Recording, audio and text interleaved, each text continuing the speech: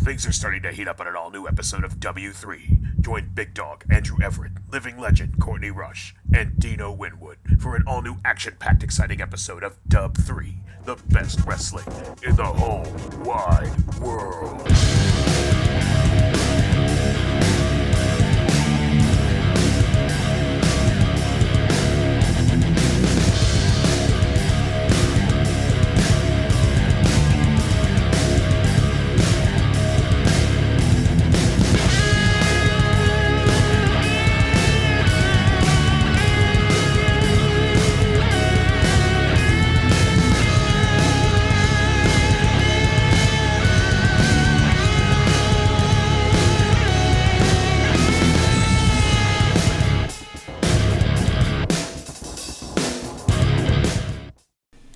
Welcome to the Go Home edition of W3. We will be heading into a pay-per-view this weekend. As you see the poster on there, after RM the Demon Assassin gets a host screen off. Damn it! Sorry. We are in the shit. 100% in. Oh, man. We're here. And we got German episode. We got a lot of things to get in line. There's a lot of hatred on this card that we're seeing this Saturday. But before we get to that, we got a great card ahead of us tonight. Some sleepers that are going to be bangers, if I do say so myself. Legend.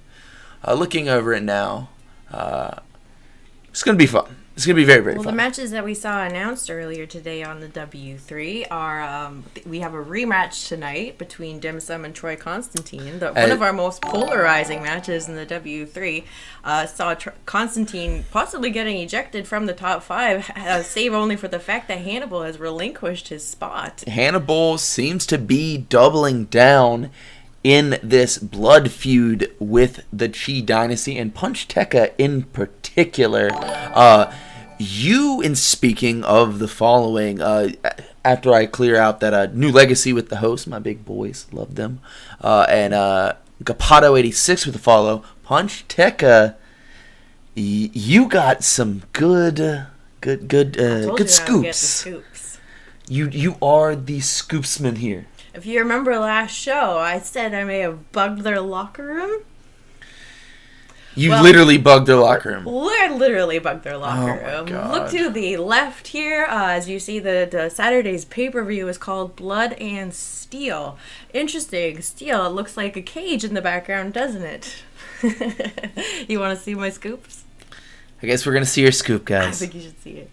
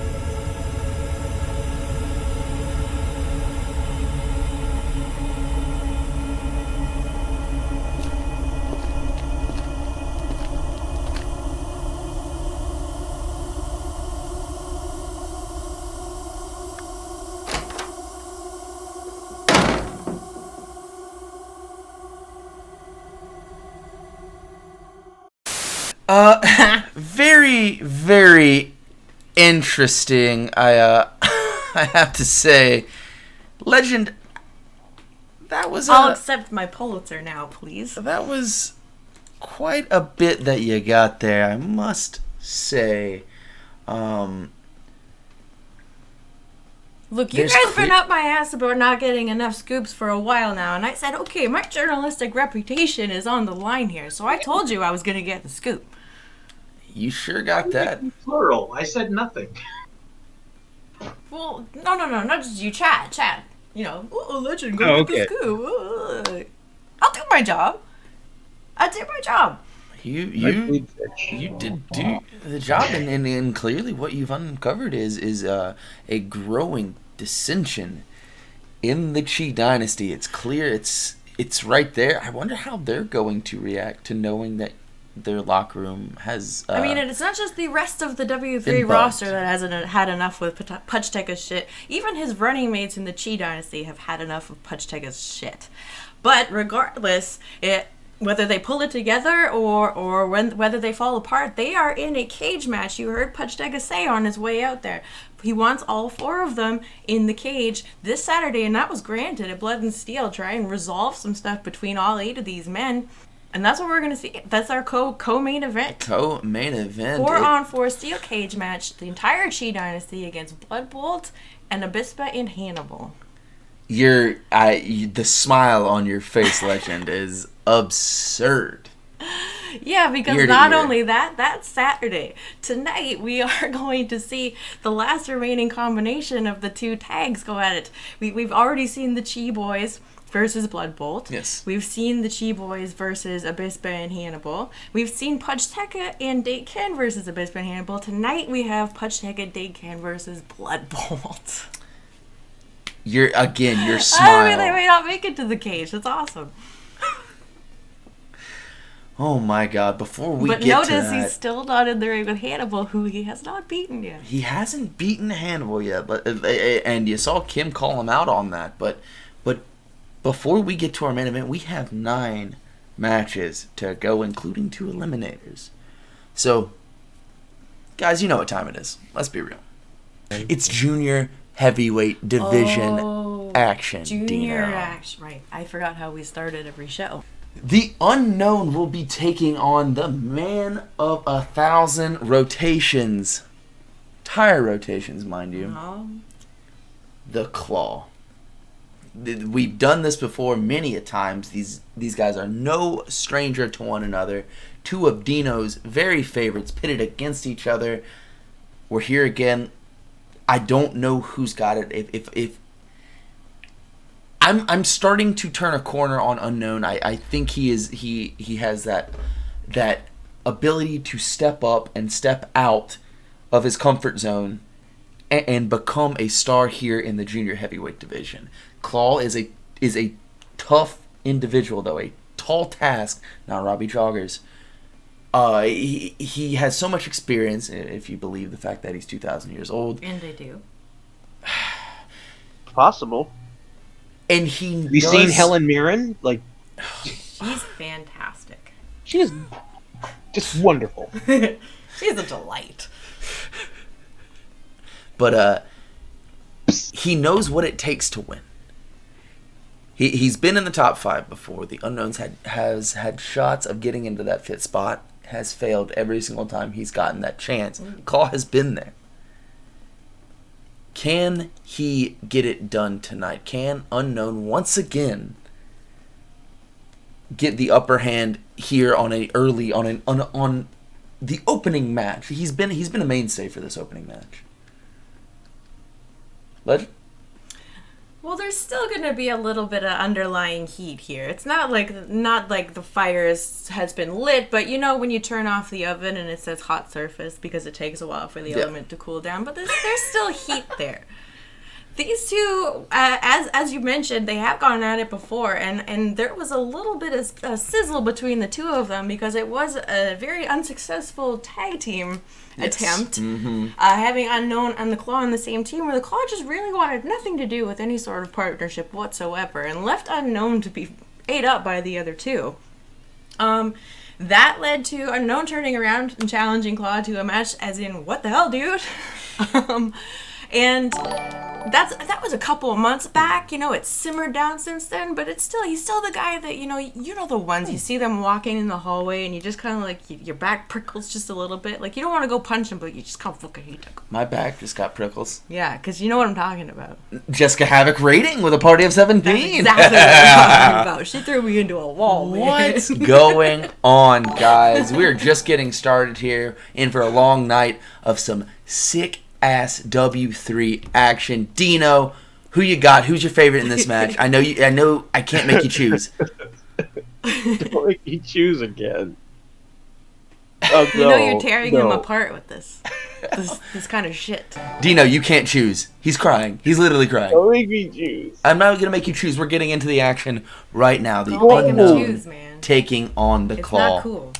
Cool. Beans. Cool beans. Thank you for the followers, guys, and a tier 1 subscription So what are you going to by make Jessica me choose Havoc. between Bolt Jameson Ooh. and Bad Blood? Is that what you're... That's sort of the same thing. Gee whiz. Thanks, Jess. Splash, splash. Ooh, splash, I splash. love you. And your new kitty. Now we have 2 cats in chat. Oh my god. Will Jessica Havoc's new cat join us tonight? Oh my god. Jesus. Thank you so much for So many subs to Unknown sweet theme, but we gotta stop for a second. Oh shit! Splash, splash. And here we go. Can I get a quarter pounder and want some cheese? Can I get those extra orders, please? Hey, hand this to your sister in the bag. Now I'm gonna get my tires. He's gonna get his tires. My tires? He's please rotate his tires. Please just rotate my tires. I've had a long day. It's a long day. He's tired. Please, Rotate. so I don't Not in understand. I the got a mood for this coupon. shit. It says free tire rotation. Oh man. He Here was we not go. down to play today. No, he's Not. tired. It's a long day for him. Unknown and Claw starting it out here. Splash, splash. Elbow to the center of the back. 2 circling each other. Feeling out process. Again, we touched on this before. These guys have wrestled outside of W3 before plenty of times. They were on the independent circuit facing each other quite a few bits. Oh my god. Tombstone pile driver without a minute on the clock. Yeah, we're at that point in their careers. Elbow straight to the face, the point of the elbow driving it to him. Now just clubbing blows. These two were just throwing hands at the start. We have quite a bit of follows coming in. We will get to you guys after this match I told you gets there done. was simmering heat between these two. Drop toe hold. His face came narrowly close to that bottom rope. That would have hurt like a motherfucker. Arm drag He's into with the that ropes. potato that he gave him before that arm drag. Back him into a corner. Now dragging him away from that corner. Pulling him up from the tights here. Lamar Straw cradle. Straw. Nope. In the ropes. And they're getting a little faster. You would think that they just started their careers with the amount of speed that they're putting into this match. Oh. Suplex almost taking a tumble through those ropes is Unknown. Went for that side kick. He likes to utilize a couple kicks in his repertoire of offensive maneuvers, but he adds quite a bit of suplexes, now dropping him off in Lower Manhattan as his specialty. Now with just a reverse chin lock, almost a sleeper applied there. Oh, here we go. Slapping titties. It's what we call a lucha dick measuring. So. Oh, yeah. Reverse full Nelson there. Going for the tombstone again and getting it countered again. Unknown. One step ahead of the Claw here. There he goes. like a And they lot. hit him the ding ding. One step onto the nuts, sir. It seems like a lot of effort to go to when you could just use a tape measure. 100%. 100%. Just line them up. Just, nope. Chop my chest in, that's fine. Oh, going low again. Robin Charleston doesn't really give a shit. He never does. Not one iota. Tiny iota. That guy was great. He was one of the greatest Blurns ball players ever. little wrestlers in the world. Jawbreaker. Jack. He's going for that unknown predicament. One count though. He's taken that move numerous times. I mean, he must have found a way to get out of it, much like he found a way to get Unknown out of the ring with that suplex. And to nobody's great surprise, Claw does not follow up with any sort of dive, not No. putting any extra effort than he needs to. Not the most well-defined flyer. Are we gonna see it? We're gonna see it! Yeah, baby! Grandma! Oh! Hell yes, that's what we came to see, everybody. Good night. You know, Going he up to may the not top be again? a team player, but he definitely shows up for the crowd. Oh, he does. Top rope elbow drop to the small of the back. Now we're reversal. What has he got planned here? Tilt-a-whirl DDT dropping Unknown directly on top of that pretty mask of his. He's a rather lovely mascara. Got the royal purple, the royal violet, and yellow. It looks like the Easter Bunny. Oh. I like Cadbury's. Now, charging in, trying to get on that falling clothesline, but nobody home. All he had to do was simply just step back. If I was him, I would have simply stepped back. So. Oh, baby. We are getting full in to their lucha background tonight. I love the showmanship, not just the pageant. Shit. And now heading up. Big splash. One, two. Oh. Looks like he's going to take a tumble here. Now Wrong backing, arm. backing off into the center of the ring. Again, we'll touch on the fact that the Claw in the junior heavyweight division, more ground-based offense. He doesn't take to the air quite like the others in this division. I mean, you do it when you need to. Yeah. I think that's his mentality. And he's like, I don't need to. Elbow drop from... Oh, man! He got He put all all- tangled in those ropes. I mean, how many times do we have to say, Drew? Claw does not exert more effort than is necessary, and that's how he can have longer matches, because he's not out there blowing himself up.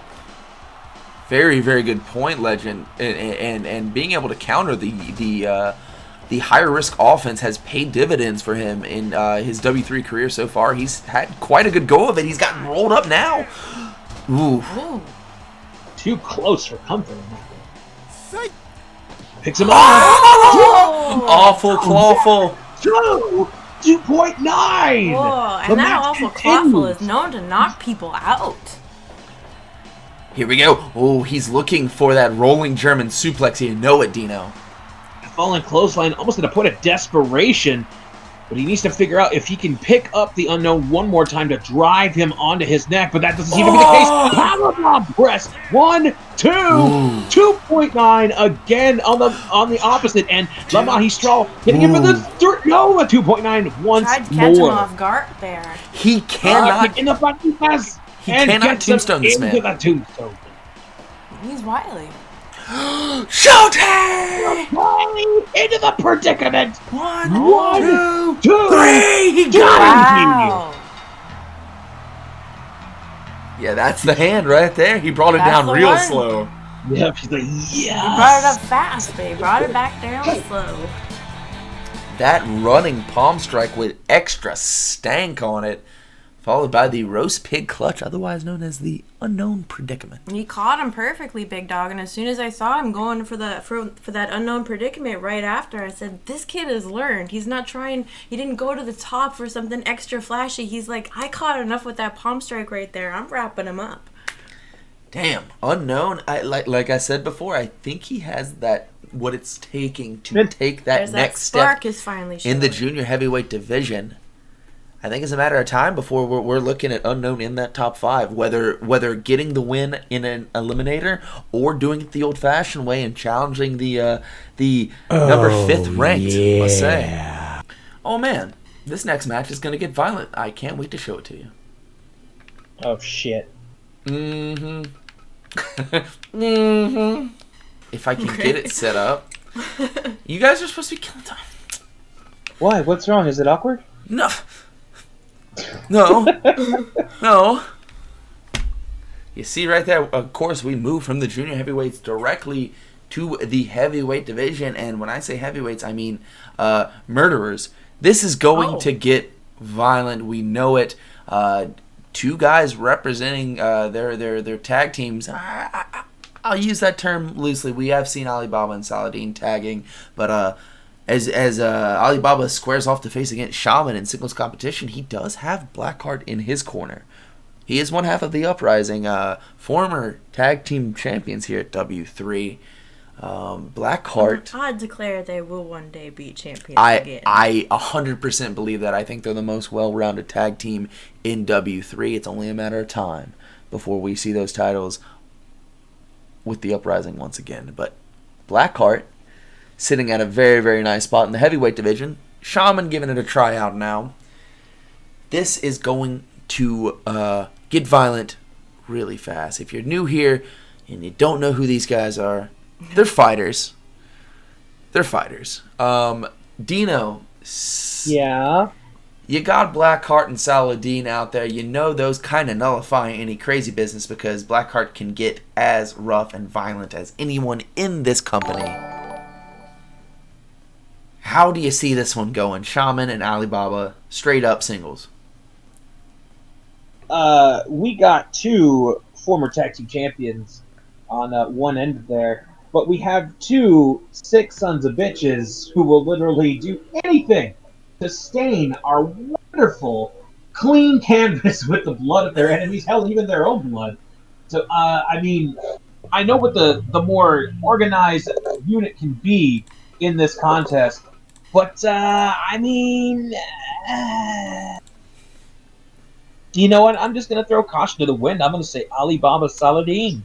Wow, he's backing Alibaba in this match. Wow. I mean, to be fair, we have seen Alibaba strike out on his own in singles success. But Shaman, I think, is going to be right there with Blackheart. He's been impressive in singles competition as well. Legend, are you going to swing the opposite way and go Shaman? Well, you always like to say how we start out the shows are with junior heavyweight action, don't you, Big Dog? Yes. How you often follow that is then seeing somebody spurting blood. It's always a good follow. It's generally the second match. Do I want to swing the other way from Alibaba and Shaman? You know what? I will. I will take Shaman tonight because I really think I've been tracking trends. I like following the stats and as I've mentioned many times before, people, and it's generally tag matches, who have matches against Alibaba and Saladin have some of the best matches in their life. Have some of the best matches in their career here in the W3, but they definitely feel those cuts and bruises the next day for a little while. But generally, while Alibaba and Saladin are dominant for most of the matches, they're not pulling out the majority of the victories in those showcase matches. And I think this is no different. While it's not a tag match, I think it's going to be a breakout singles match for Shaman in particular. And I think he battles through and gets the win.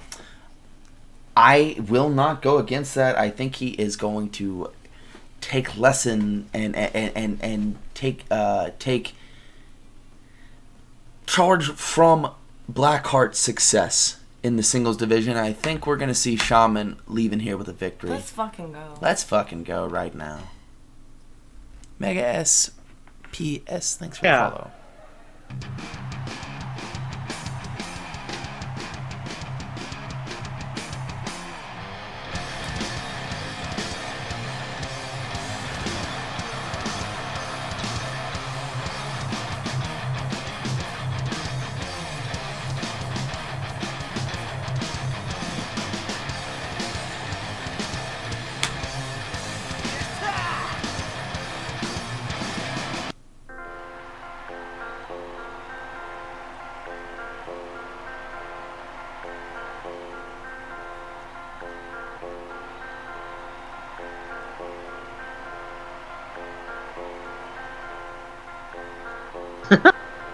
So scary.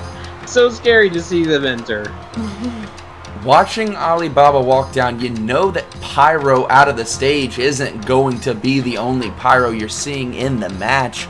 He will breathe fire directly into your face, and blue suede shoes probably not going to do anything about it. Oh no, he lets the boys play. Right into the corner, right in front of Blackheart, who will be in action later tonight. He's got a crazy match ahead of him. Tag team match that doesn't... How is he going to mesh? How is he going to mesh with Wu-Fang? That's neither here nor there. But right now we go into the eyes. Shaman not afraid to bend the rules to his advantage either. Oh no. They will get down and dirty. No problem. You've seen Shaman and Blackheart go for the chairs first many times in matches. Matter of fact, I think he brought out 6 chairs in his last match. Double knee to the top of the back. Holy shit. Unleashing those edumacated legs of his. Just elbow dropping it down onto Alibaba. Goes off. Ooh. Ducks that line. He was going to try to decapitate him. He blew that fire. He wanted to go for it, but just sidestepped out of the way. And like you said, you saw him duck the line and then immediately lay in a kick and then knew that Alibaba was going to come back with something. It just happened to be the fire. He ducked out right in time. These two are no strangers to one another. They have had multiple tag matches. I believe this is the first singles match they've had. If not, it's the first one in quite a bit. Going to the eyes of Alibaba. Backing off, maybe shaking some of that off. Went for that high kick. One of the better kickers. He's a lanky 6'8". Got a lot of span to cover, a lot of room to cover with those kicks. That was tall. Like a tower. I say like a tower.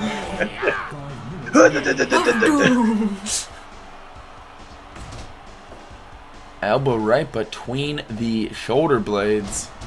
Oof. Ugh. Pile driver right. Just trying to compress the spinal column. Just planting him head first and Here falling we through go. that leg drop. Dino Holy Buster! shit! Dino Buster! It's your namesake! It's my namesake! I love that That's why move. my parents named me that. Oh, God. Those knee drops to the back of the head that Shaman lays in. So pointy, like he's wearing knee pads, but that's as good as it gets. I mean, those 2 more knee pads than Alibaba cares to think that he needs, so... Not a lot of offensive maneuvers using his knees, not a lot of falling to the mat in his game plan. He's just going to beat you up. He's going to breathe fire in your face, and he's going to poke you right in the eyes. And, I guess, chew on your face. I forgot about that. Oh yeah, that's usually Blackheart's game. But you notice he did it right in front of him there. And we've got blood, and we've got quite a bit of it. Told you.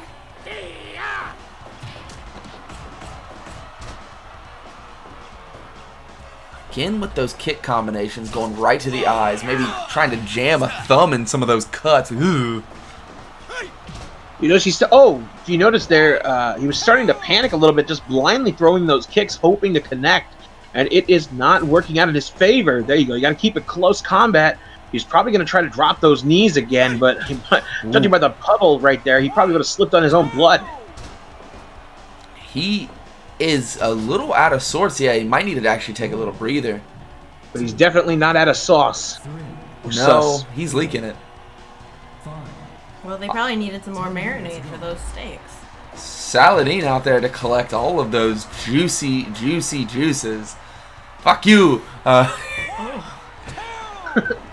marinate those Saladin's bloody rare steak. Extra blood on these ones. Into the corner. Their most consistent Oh! Rising palm thrust right to the face.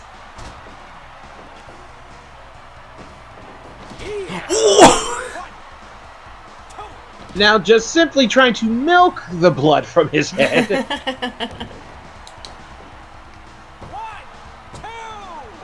2.9. A little confident pinning Alibaba like that, I must say, as you see there, dropping all of his weight in that overhead. Oh! And that finally came, as to quote a great band, a connection is made. That foot to the face. Big running lariat. Now they're squaring off. That left hand punch to Shaman's right kick. Ooh, Lariat drops him, not picking him back up. What has he got in store for him? Ooh. And now lifting him up. No, he reverses. Drops him into that puddle of blood. Oh, shit. Oh! Oh! A wrench back. Jericho necktie! Even the cameraman thought that it was over with that pullback. As you see. I thought it was so. I was tapping. Okay, it's personal now. We got a chant. Oh, there she be. Oh! Hello. Fucking shit. This is what we were waiting for. Look Yep, at these people in the front row. Oh God, right in the nards. And he just stared at Blackheart. He's saying, look, I gotta do what I gotta do. Please don't hit me. So slams him down again. Gorgeous formation on that Uranagi. Come on, man. Just big lariat to the throat. He just punched him in the face. Is that enough to get it done? It is! I think he just cold cocked him. He's just holding on for dear life. Might have extended his knuckles just to clock the jaw backwards a little bit behind his ear. And now, as you see, that is actually a kosher method. He's squeezing the blood out of him holding that pin. 15 minutes, 32 seconds, an American hook. You could call it a Turkish hook. Alibaba, the Turkish Nightmare, getting a win over Shaman in impressive fashion, I might say. These guys went to war.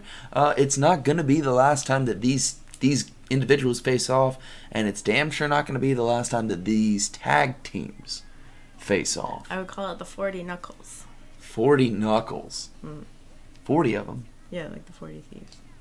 Oh, okay. The 40 knuckles, because that's how many it feels like you got hit by. Ow. I don't want to get punched in the face ever.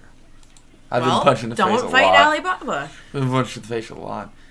Shaman going to be nursing those wounds. Blackheart can't let that get into the back of his mind. He's got one of the more important matches of his career coming up later tonight. A lot of chances to rise his stock in W3 heavyweight contention. And he's already ranked number 3.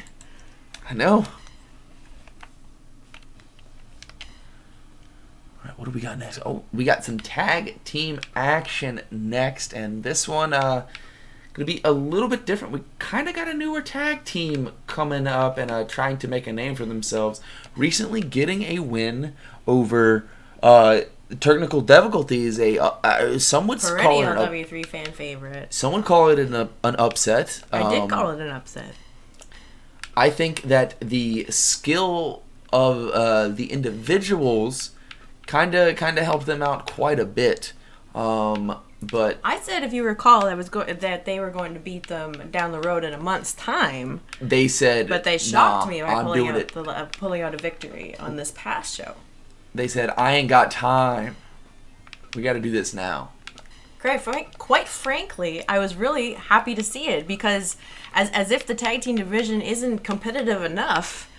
And we've got a lot of big guys in the tag team division. These two are now another addition to our smaller tag teams, which our very first tag team champions in the W3 were junior heavyweights, Shaolin and Hanzo. They were the only junior heavyweight tag team in W3. And before long, we did see the team of the Turk and Dave Karolinko teaming up and becoming Technical Difficulties. And this past show was beaten by a newer team in the W3, but definitely two guys who are not strangers to one another. Paco Loco and Black Belt, who they are calling themselves Critical Friendship. Critical Friendship have quite the monsters to slay here tonight in Grizzly and the Count. If they're not careful, they're going to be going to sleep rather early tonight. The Count has a lariat unlike anyone else in professional wrestling. We've seen it. He beheads you. He takes your head off. And he siphons your blood force, your life force. The Drax lariat. The Estonian vampire is absolutely dangerous. And his tag team partner, Grizzly, the Canadian lumberjack, just as terrifying. Do you think Paco Loco and Black Belt can somehow pull out another? This would be an upset as well. Looking at the pure stats of it, the height, the weight advantage that Grizzly and the Count, and the experience advantage as a tag team, this is another uphill battle for this fresh face tag team. Well, and this is why I brought up Hanzo and Shaolin and technical difficulties, because one of the things I love about both those teams was that they adapted into knowing that their opponents were generally always going to be bigger than them, and they use their speed and they use their skill, and that's one of the things Turk and Dave, we say all the time, they're the only ones who don't know that they're junior heavyweights. And now I want to see that with Critical Friendship, and you're out here saying that Count and Grizzly, they're big, they're scary guys, they've got these moves that can knock you out. Black Belt, you got to catch them before you can knock them out. True. And maybe with Paco Loco, maybe tonight we find out if that big boy senton can critical a big boy. Ooh, I like the way you tied everything in there, Legend. Dino, I know you like this new team of Paco Loco and Black Belt. What do you think their chances are here? Good. Good. Yeah. Good chances. Well, Good. I think their luck runs out here tonight. I don't bet against Count and Grizzly. Just What is straight Are up. you Delta? It's yes, That and sounds like wow. yes, and the Count, the lariat. You got to avoid the lariat at all costs. How many times can you duck it? I don't know. We're gonna find out right now. At least one more time, Miss One, as usual. Thank you, Bearded King Gaming, for the follow. Oh, here we go. Bring.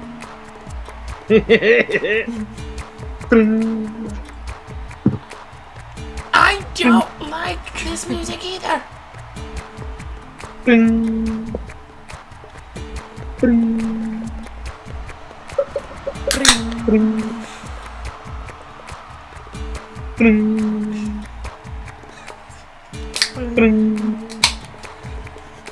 Interesting. Use The truck percussion. can never get the nameplates right. It just sort of Oh, that's so funny.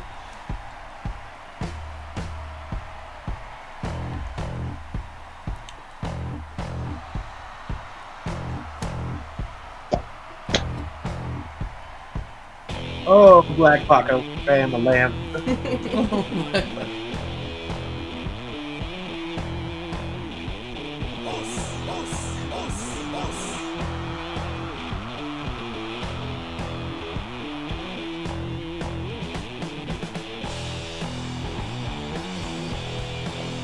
These two like beer, they like beating people up, and there's really nothing else I think they like, and they got two fresh-faced individuals here.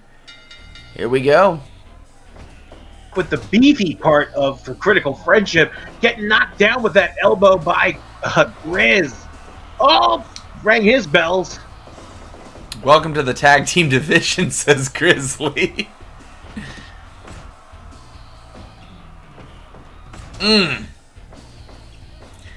This is one of those just imposing their size and just the tactics. Now, you know Paco Loco has no problem going to those tactics either. Let's see how long it takes for him to get there, he's a even if he spicy boy. can get there.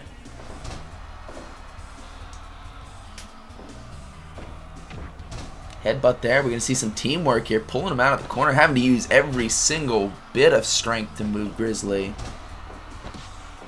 Whoa, nice setup there. Throat throws now tagging out to the count. Oh no! Oh. Immediately. One. Trying to Whoa. make quick work of him. No, one count only. I don't think he caught him underneath the jaw like he normally does.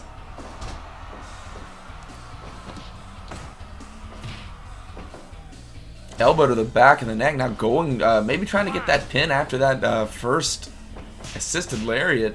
Oh, I don't know how well this is going to work out for Black Belt. Not. That's how well it worked out. Why you Borated me? Not. No, I wouldn't do that. Arm drag. They're able to shift his weight underneath him to get that arm drag on the much larger opponent. I mean, count easy 130 over Black Belt in weight. Uh-oh. Just punched her in the face. Those snap jabs. Oh, shit. He just dusts his knuckle off right on your chin. Whoa, his legs. Did you see his legs, Dino? That had to hurt like a motherfucker. Over the edge.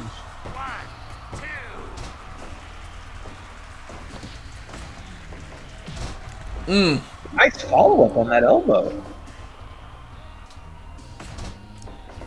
Brings him into the dead center of the dub. Flippy boy. That was a little boy there. Likes to finish with that top rope senton. No, running into Grizzly there.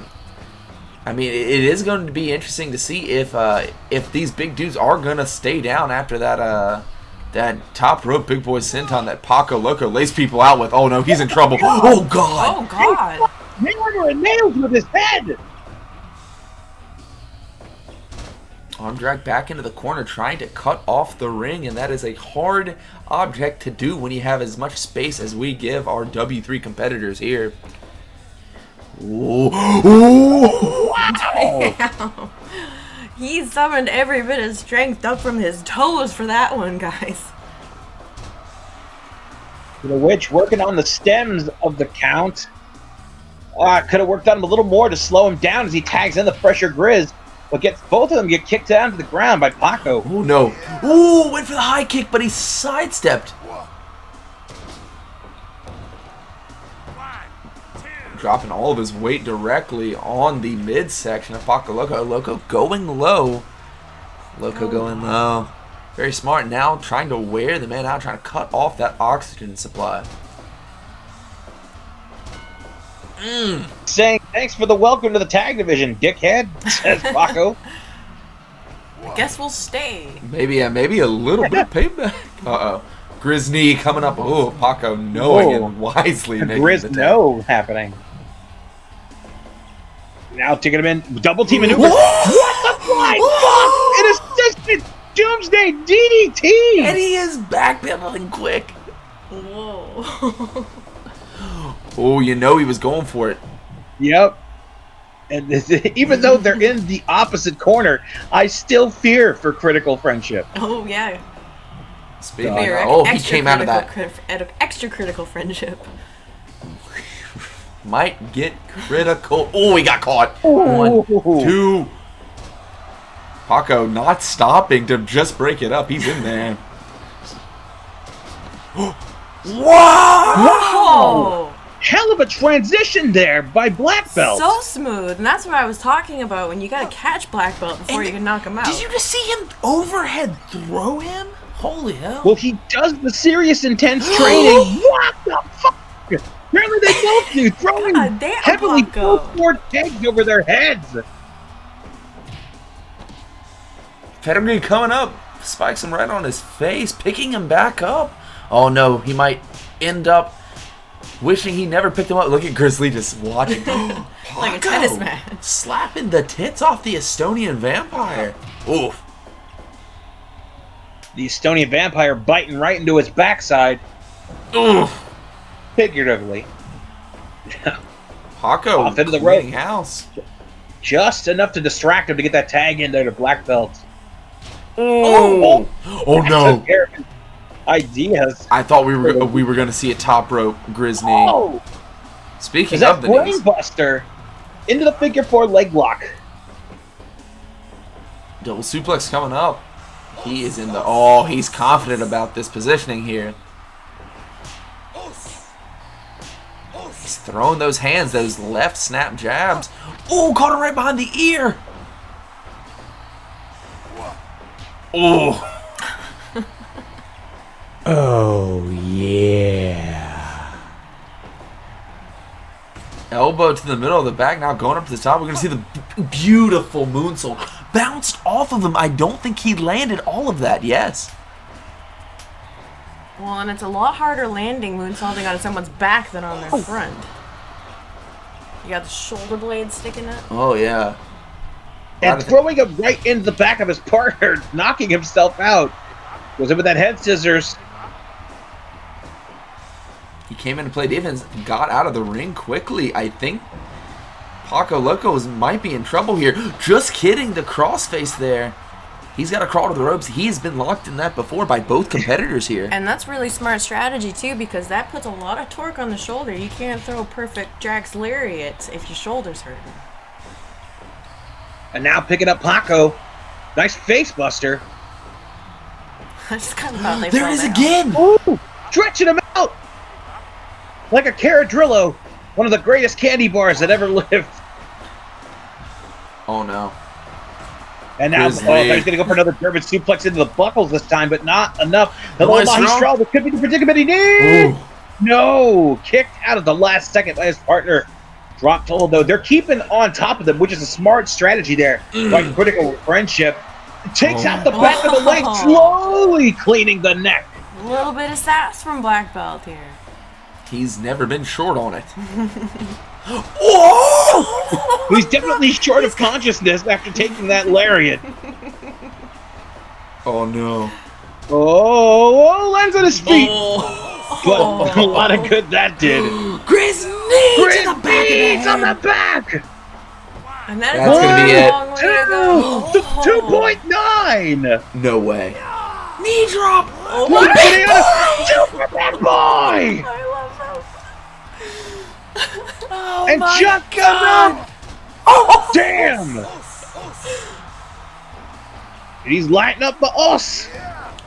Drops that big leg across the throat of Black Belt. Tries to go with a high kick, but he just deflected it. Attempted the drop kick, but with no luck. Scoop slam into the corner. Coming over another. Oh, a moonsault this time. But still, too close to the ropes. It's up. Body splash on that one. He's just not. Knee drop. He is not sparing any expense for this flight. He's like, I'm going to fucking kill you. Having to Taking take down a... to Paco. Grizz like, geez Louise, I'm out here. You know what? I'd love to see a singles between these two. They fucking hate each other. Oh, Grizz knee. Didn't have all of the oomph from the running position, but they have isolated him. He says, get up. Oh, man. Black Belt has arrived, bitch. You are right, Everett. Oh, went low. Oh, no. Shoulder tackle, but he's right back up to his feet. Maybe that work on the shoulder. Whenever you see him think about it, think about running. It's terrifying. Putting him in the tree of Lawrence. Like when a rhino lowers its horn. Cross face! Oh, Stretching him out, but again, too close to those ropes to break free his opponent. Wow! Oh, and then he forgot he wasn't leaving. What do we got here? Assisted powerbomb. He's back up. But he just got right back up. With that scary-ass suplex. He just walked him out. Now Eastside walk it out. Super kick! Tagging out a Black Belt. DDT there, setting him up. Oh, he got hoofed. Tagging the much fresher Grizzly, the Canadian lumberjack here. Works up in the Yukons. And comes in quite eagerly to go back after Black Belt.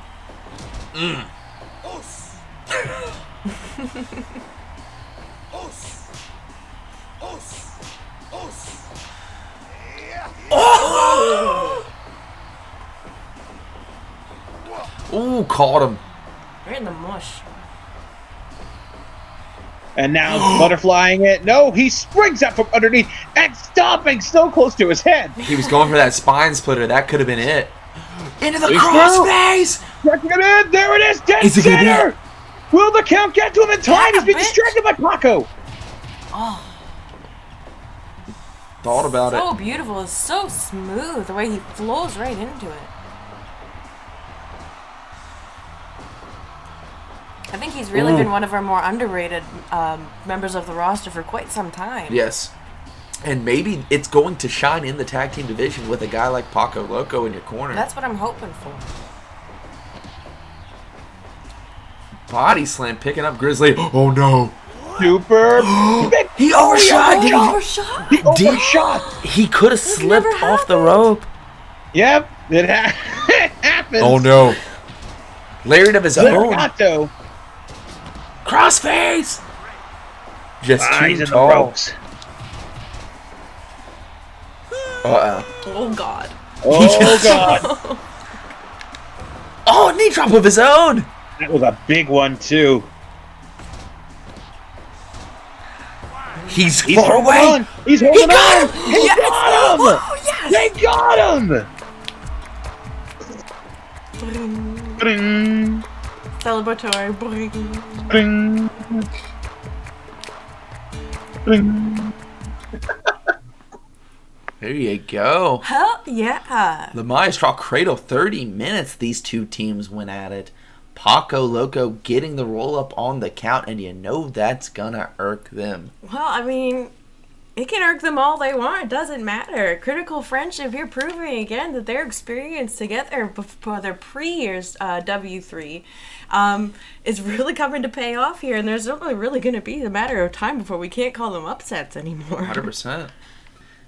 This next one coming up is going to be your junior heavyweight eliminator to determine who will face the 5th ranked competitor in the junior heavyweight division this Saturday at Blood and Steel. Let's go ahead and get into it right now, Legend. Let's get these guys out here. No. Starting off, we have Hanzo Man, a fan favorite, as the first entrance into the junior heavyweight eliminator. You love him, don't you? I do. I really enjoy him. Wow. I mean, All right. his When he gets performance back in here, I the won't get in ring. the way. He's my brother. Brother is beautiful. This could mean two people. Which one of Turk? Oh, we are getting the Turk here. It's been a while since he's had a chance in a eliminator. They've been focusing on tag team wrestling, but you've seen Dave Kirilenko get a shot here in recent times. Now the Turk, and he is truly emulating Dave Kirilenko. He's fixing Showing his wrist. respect to his partner. He says, if you have a wrist tape anxiety, I'm going to support you.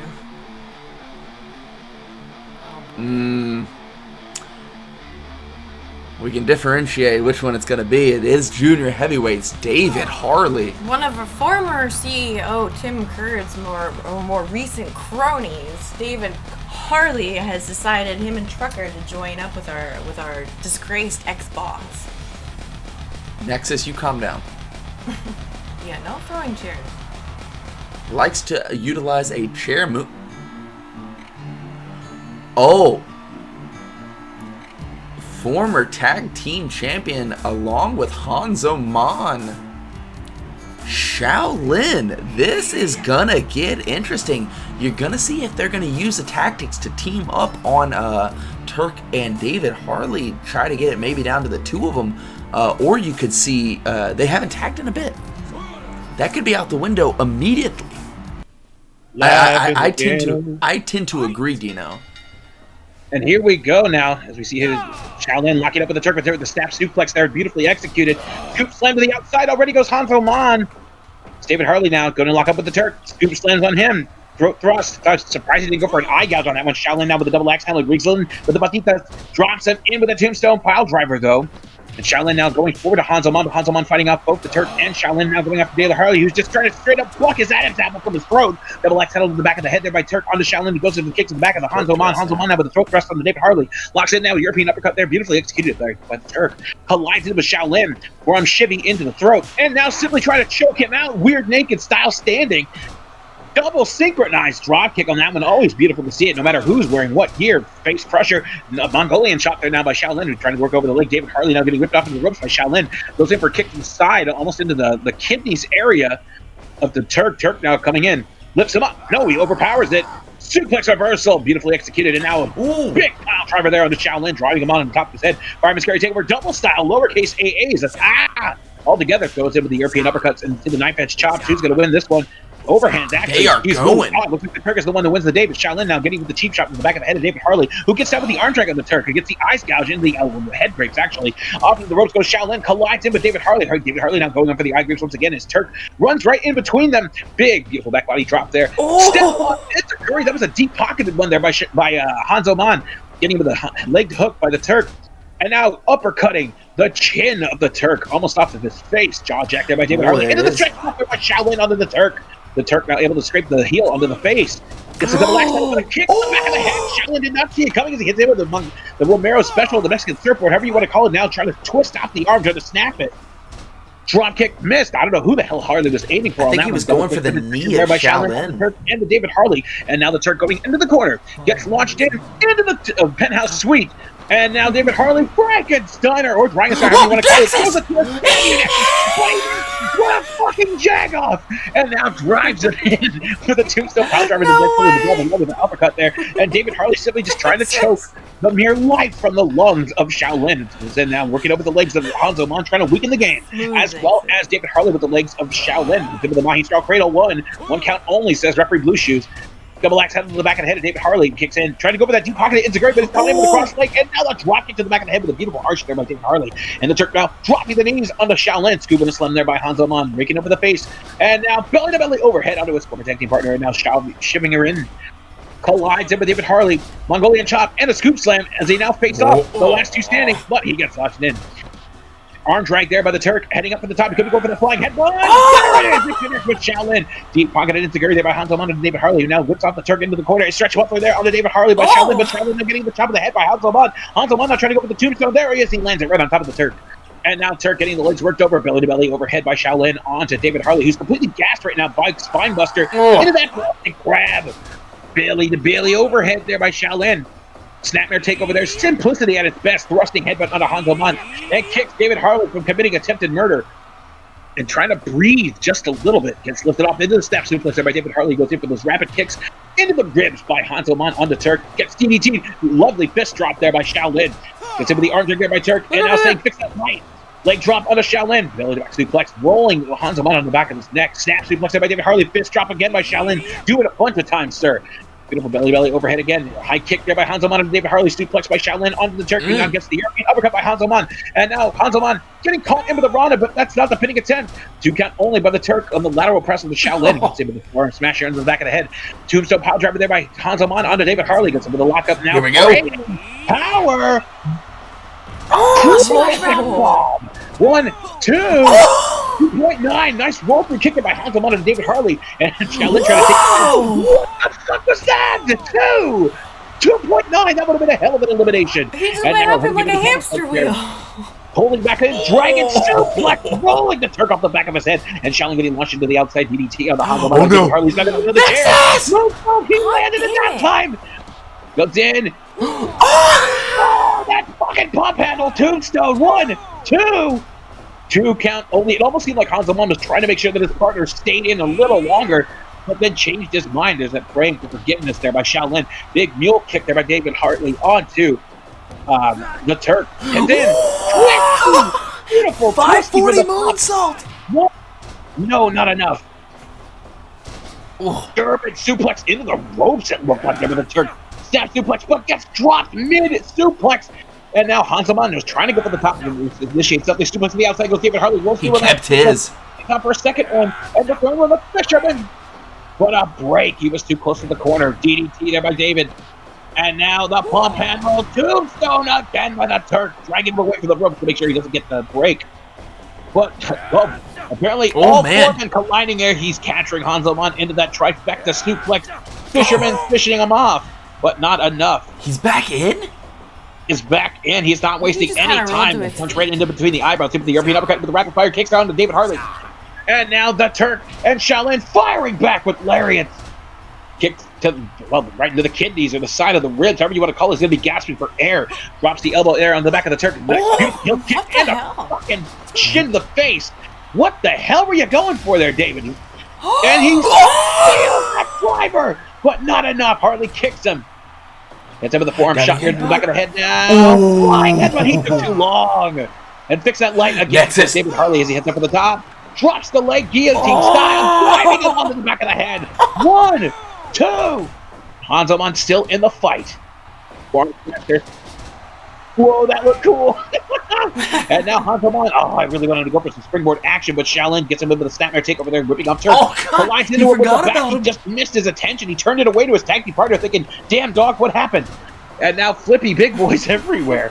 Double drop kicks there by Harley and Hanselman as Shaolin pockets him. He was trying to go for some sort of driver, but Hanselman just slapped him mid-air. Off into the ropes goes the Turk. The Turk collides in. Everybody's down. Shoot headbutt there by Shaolin. Shoot headbutt down by Hanselman. Off into the ropes goes the Turk.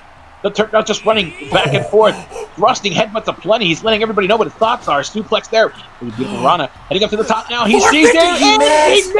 He missed the 450. The ref got the fucking way. Facebuster, everybody's down once again. Back elbow there by the Turk. And now let's go for the slam. What a head takeover there by Hanselman onto Shaolin, who's just unleashing those chops to the throat of David Harley. Steps suplex there by the Turk. And now locking up with Shaolin. Rolls through with the first suplex. Rolls through with the second suplex. Fisherman dead center. The dub. This time. 1, 2. Whoa! That is your first elimination in 18 minutes. Exactly. Shaolin, the first one eliminated from this. And we got down to 3. But there's been some heavy hits as this match rolled on. Dropping Constantine on his neck. If he tries to go for that flying headbutt, he could very well get the pinfall elimination on this one. If he tries to go for that dropkick, nobody on there. Rapid fire kicks to the skull and face, and now unleashing them onto David Harley. Hanselman is a dangerous man. Registered weapons are his limbs. Busting kicks. Rolls through with that face kick. He ran into the bunker. Too excited. It is really dark up in that corner. Back elbow there by David Harley. Goes in with a bulldog onto Hanselman as the Turk trying to shake off the cobwebs on that one. Blind Buster into that single. That actually drops him to the floor. Nailed that one. He's on most of them. I don't know why I've given it a new language. Kicked him out. And now the Turk getting caught by David Harley with a snap suplex. And the remaining 3 just hanging on fumes at this point. Face crusher. Off the ropes he goes. He caught him. He's going for it. He's going to try some shit. Headbutt across. He tried to ruin his party. Turk said, fuck you. One more time. He took the fucking kick. He went for a pin. That was so cool. DDT right on the top of the head of Hanselman. Now David Harley catching the European uppercut right on the bottom of the chin as the Turk can go ahead and managed to get one pinfall attempt on one of these individuals. I think he could see the victory here, but no, Hanselman thrusting the arm backwards. And the Turk double is out of here. Just too much. He dropped Nexus. Harley guillotine leg drop on the back of the head, but he's in the ropes. Now it's down to Hanselman and David Harley. Harley now going off into the ropes, but he hangs on there. You get in trouble with Hanselman with the tombstone in the corner. Pull him out. What does he have in mind here? Oh. Springboard. Springy finish. Wow! A springboard cutter. Those kicks now dropping him down to the sternum. Can't go twisty again. Come on. Dragging him away. Standing on extra. 2, 3. That was exciting. Come on, Ninja.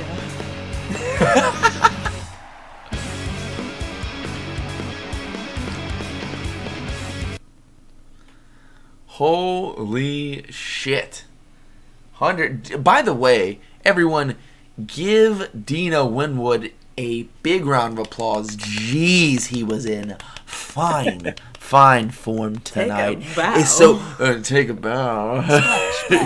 He coming in. I'm gonna give you a kiss. Come on over here. I'm gonna give your father a hug. Oh no, there's some technical difficulties right now. No, there's not. Click, clack, boom. You're just talking, so I'm gonna set it up for you. Sorry, I had to do some POD there. Man, hell yeah. Hanselman will be facing the what we expect to be the winner of the semi-main event tonight, Dim Sum and Troy Constantine, this weekend at Blood and Steel. Oh boy, that's gonna be fun. A pair of spicy boys there, whichever one they do run into. I would love to see Hanselman in the runnings. I think he's one of the hidden gems of the junior heavyweight division. I was literally talking to you today about how much I want Hanselman to have his moment, have his coming out. Yes, absolutely. It's Hanselman's time. I'm ready for it. My heart is ready for it. Are you ready for this next one? Yes. Master Fuji getting a shot at Dojo. And I should say Dojo getting a shot at Master Fuji. Dojo has quite a bit to prove to himself and to the W3 here.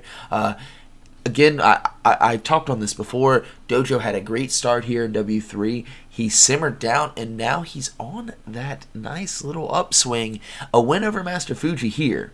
I don't know, he looked pretty good planting Dake Ken the other day. Would do quite well. Anyone looks good when they beat Dake Ken, right? Legend approves. A win over Master Fuji, while Uraki on to better things this weekend. He does have a shot at Aztec Dragoon's title in the junior heavyweight division. Dojo with a win here could kind of solidify himself as obviously not a gatekeeper of the heavyweight division, but somebody knocking on the door at that 5th ranked spot. There's several of them. There's several of those heavyweights sitting where Dojo is now. A couple more wins they can string them together, get a little bit momentum, whether it's in the eliminator or just challenging the 5th ranked competitor in the respective division. They could get themselves right back to wherever they were, and Dojo's one of those guys. How do you think he fares against Master Fuji? He better not slap him. You'd never slap Mr. Fuji. No, do Let's it. slap him. Do it. I don't know why you're saying that. He's gonna slap him. He's probably gonna slap him, and Fuji doesn't feel slap. I guess he's lost all feeling in his cheeks and face. Dino, do you think Dojo does it here tonight? Do you think he continues this momentum? It's a possibility. I mean, I'm not saying it's a definite, but I mean, I would like to see him pull off the victory on this one. Master Fuji's a bad motherfucker. You don't take him lightly. And I mean, Dojo, I feel for the guy. I really do. I really want him to start picking up the victories more and more to where he gains a reputation exactly that he used to have. Like, we thought he was coming out pretty good, but then it just he sort of just fell backwards on it. So I want him to start building up that rep to being one of the most dangerous individuals to stand across the ring from. But Master Fuji, the man has master in his name. For a reason. You are right, Dino. Yes, exactly. Well, Dojo's been the one learning lessons this whole time. So, I mean, could he take Master Fuji to school? I don't know. Let's find out. I agree. Let's go ahead and get this one started. Dojo taking on Master Fuji.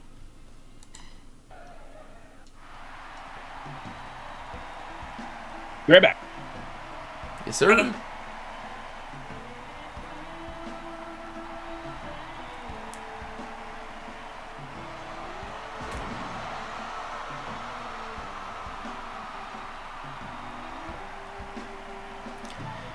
Master Fuji has his work cut out for him tonight.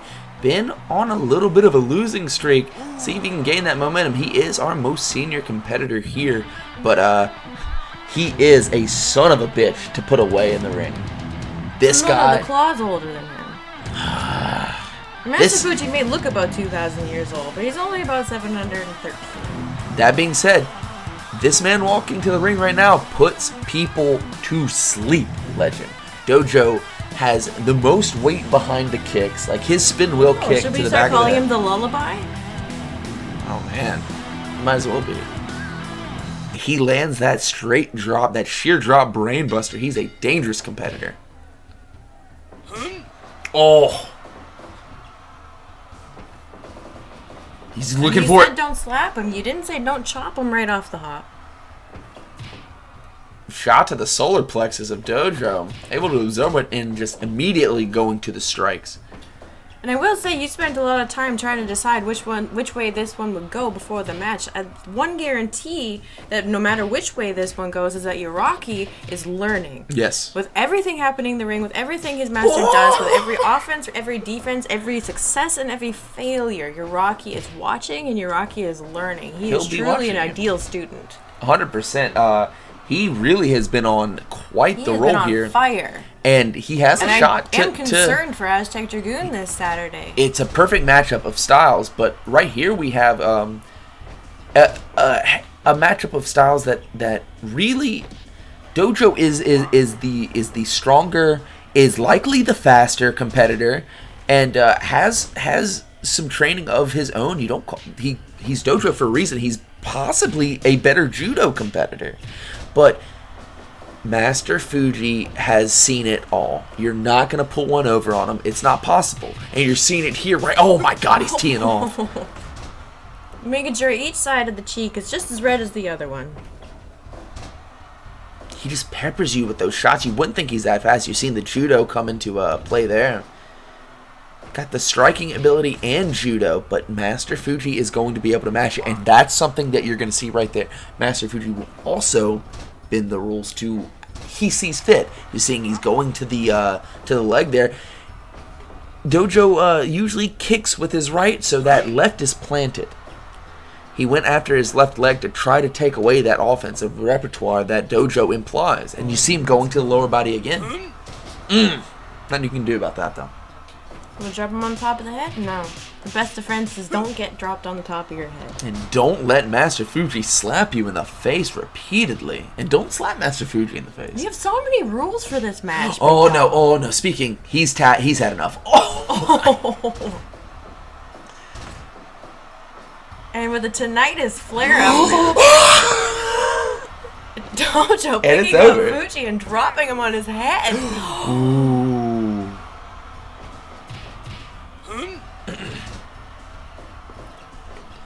Those midsection kicks. Oh. He let him think about it before he dropped him on the back of his head. And sometimes it's the anticipation that's the worst. Oh my god. Oh, look at that lock he had him in. Did you notice he started just leaning back all of his weight to just hyperextend that shoulder? Oh no, here's the kick. Oh, right in the teeth. Picking him up. Maybe a mistake there. Beautiful judo hip toss there by Master Fuji. Letting him run all the way and then just popping him with a kick. Into the corner we go. What does he got planned for him here? Series of headbutts just dragging him by the hair into his own cranium. That sounds terrible. Oh. Glad I came back on this part. I think someone's tired of getting slapped, you know. Oh, just simply throwing his big ass over his shoulder like a school backpack. Well, through. What? I love it every time. And he just gets right back up. Oh my god. Oh god, that was on his head. He dropped his hip all on his head. Damn. Speaking of hips, my god, able to throw his hip toss better than anyone, really. Trying to make a pork rind out of his ear. He busted him open. Oh, and he busted his brains. Sweet chocolate. Damn, this old man. 9. Dino, he's got to be pound for pound the toughest son of a bitch in W3. He got a 2.9 out of those mind thrusts. Fuji? And now just simply... Oh, that caught him right on the shoulder. He fucking combo kicked him. What the hell? That's one of the strongest pieces of the foot right there, colliding into an already bloodied face as you see him completely painting a self-portrait in his opponent's blood.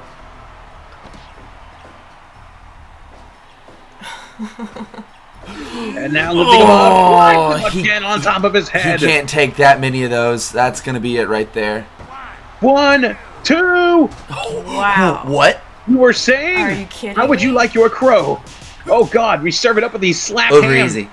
In milk, I thought. Oh. Fuji wears an They armbar. wear. Making him wear it. That low spinning kick. And Oh my god, he's out here in front of us. His ass out of the ring. Damn.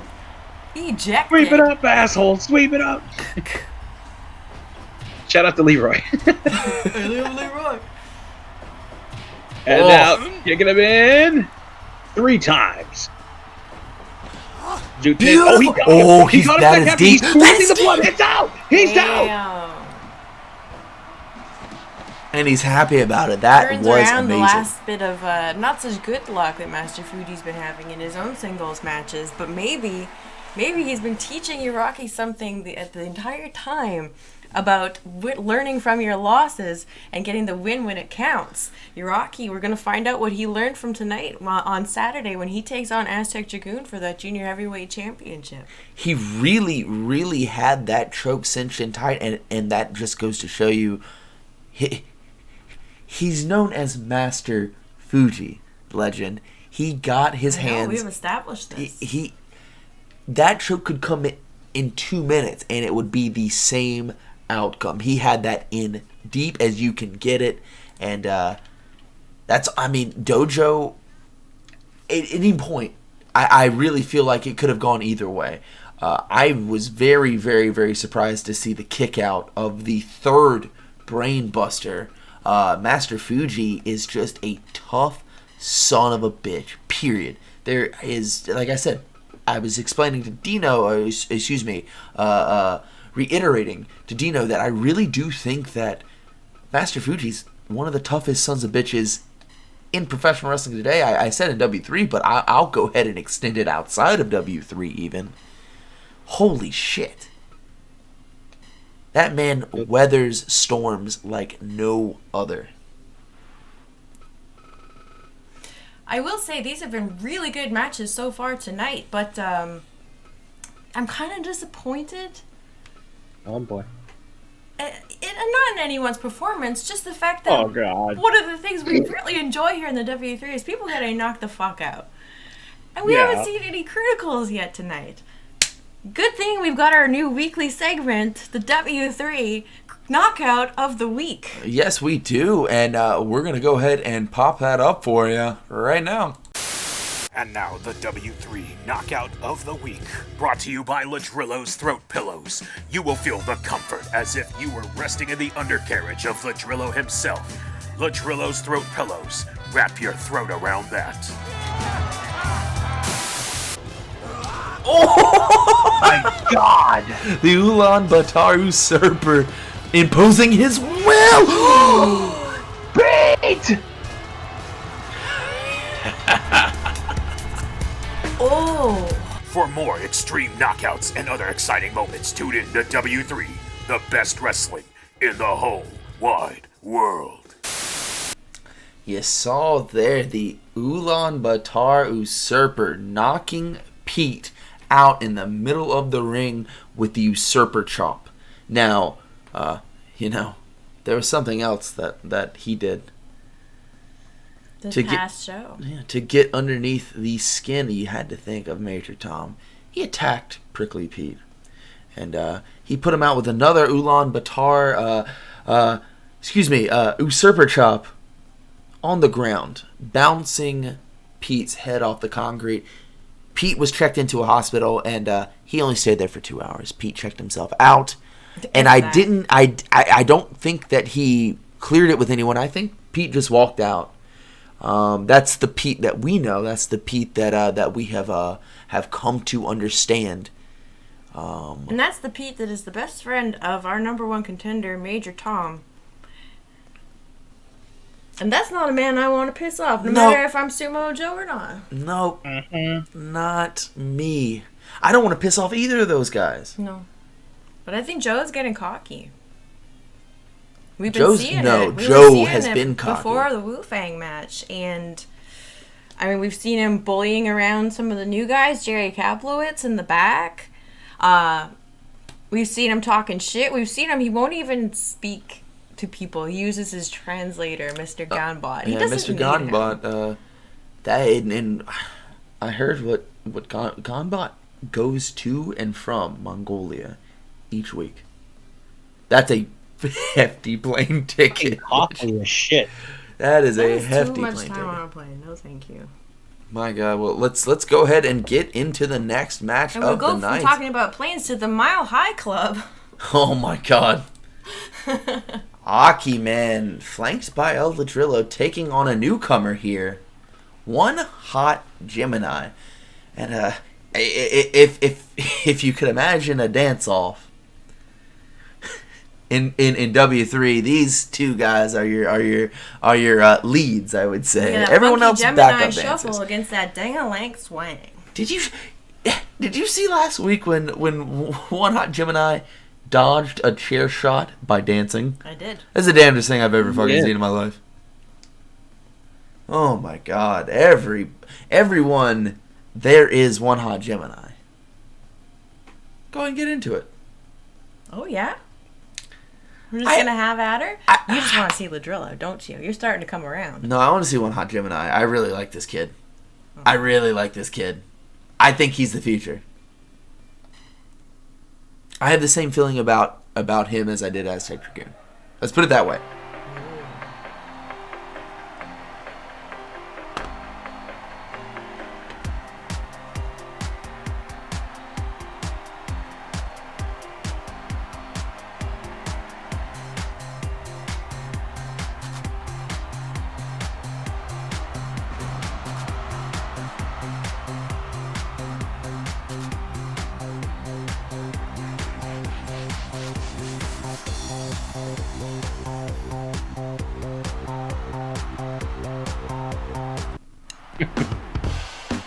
Oh my god. Holy shit, it's One Hot Gemini. This guy knows his way around a dance floor, and he knows his way around a wrestling ring. Gemini. One Hot Gemini. He's a hell of a guy. One Hot Gemini. He looks so fly.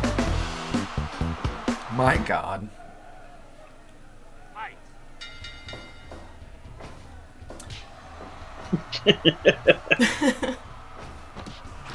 Insecurity to start off the match.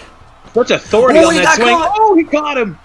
He went a little too excited. Spin kick. Oh, this is going to be good. It's exciting. Spiking that elbow. I love when they do that, man. And when anybody in that ring just lifts up that elbow and drives it into the socket of their opponent, it is gorge. Butterfly suplex. Strong arm in the hoe known as AKI Man. God, he's landed that twice. I think that one just narrowly clipped off of him. Because if that kick lands flush, Dino, that's a match ender. Oh, Slip, good to know. I'm one of those. A room temperature Virgo. Elbow to the knee to the midsection there. Elbow to the midsection. That's interesting. Well, his lower elbows. Nice roll through there, trying to just deflect whatever One Hot Gemini had in mind. And that thrust kick finds its way under the chest. Strong arming him over the top. He's pointing him out. You see the finger gun shooter. Going to the knee bar. Oh, not a knee bar. I should say it looked like a calf slicer just seated underneath. Oh. Okay, he's gonna not. Sometimes these guys take the air. I know One Hot Gemini, quite a fan of letting it all hang out in the air. And high about flying. letting it all hang out? I'm sorry. Apparently I'm looking at Ladrillo at ringside. Gong in the midair. So. How's this match been? It's been great. It's been great. It just Drew decided to take a little trip with the wandering eyes. No, speaking of grounded pound. Ladrillo? Yeah. Beautiful Rana there. Pulling him away from the ropes. Good ring position. Whoa! Wow. Standing twisting senton. And then a standing moonsault. One count only as you see AKI Man's buddy. Ladrillo supporting him in the corner. Grab our spin. That's the first one of that we've seen tonight. They're such good friends. They're pretty good friends, yeah. Woo! Into the corner right by Ladrillo as he watches on. Oh my god. Ladrillo kind of has his hands full with Tim Kurt, who's got a bone to pick with him. He wants to unmask El Ladrillo. That's quite worrisome, I must say. I don't know what's going on with Tom. Ooh, but I do know what's going on in the back of AKI Man's head, and it's One Hot Gemini's foot. There it is. Nobody home on that one. Daddy didn't catch baby on that one. 2 count only. And now Scoop in a slum. Working over there. He's that calf slicer just completely thrusting away at his heel. He's definitely been training with Ladrillo. Of course, I don't know if you noticed or not, when he was doing the mounted punches, his mount looked a little more snug, especially with the pounding, the firm pounding. I did notice that. He's really tightened up. Ow. And release. In the corner. And release. You guys don't ever get tired of that, do you? Feeding him in the buckles. What are we doing here? There it is! He won with that slap earlier this week. Oh, no. Only. A little early for that. Popping off the big moves there. Tria Lawrence. Whoa. Kicking those ribs. Cross power bomb! I think he had his foot underneath the buckle. Other than that, I think that would have been a pinfall. Robin Charleston picking and choosing today, it seems like. I mean, he's always been a little inconsistent. There it is! That flying squirrel splash. You should do those off the diving board with shooting stars, though. And now standing perched on the top. What's he going to go for? Drop kick to the face. That was not a lot of room to work with. No, he almost clipped himself on the back of that turnbuckle. That would have been very bad. Face buster! Aki face crusher. And then following it up with a Romero special, just way too close to the rope. Able to get his teeth on the ropes. Look, you do what it takes. Aki, man. Sometimes you gotta use teeth. Oh, God. Please no. Top rope again. Again. That's a single leg drop kick. What does he got here? That's it. A hang time on that. Or it was an unknown predicament. He watches the tapes. I mean, they toured in Japan. That's true. Shut the fuck. Shut the fuck. So that's super hook. That Aki super hook.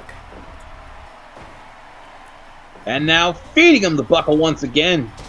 Is he going to go for it again? That is so beautiful. I've never seen that in my life. And it's enough to get it done. Another winner. Strikes a little pose at the end. This guy is impressive. Hey, that is tipping the hat to a fellow dancer. Gemini. Hell. There's respect between them two.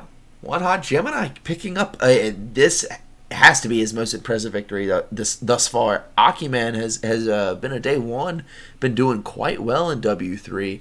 One Hot Gemini rising through the ranks, I should say. That is the correct terminology. Sure. We're flying through this card.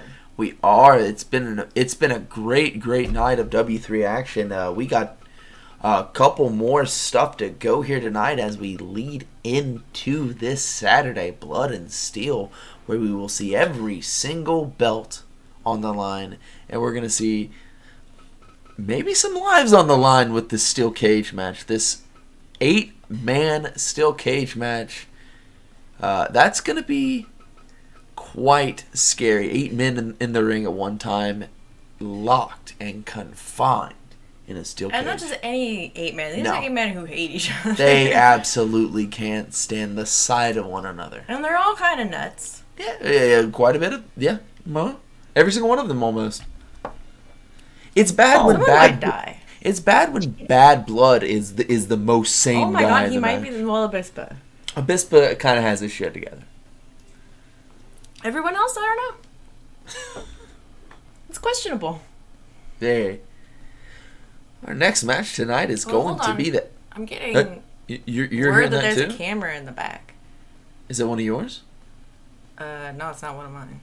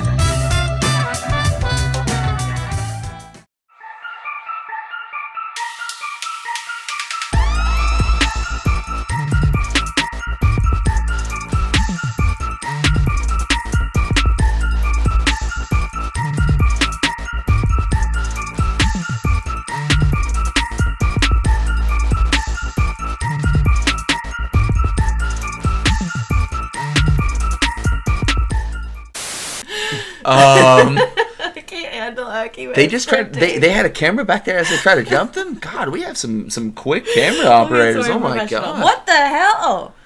Tim Kerr just kicking his weight while using Tucker kicking his weight. I was about to say Tim Kerr's not kicking a door in. Office, whatever, dressing room.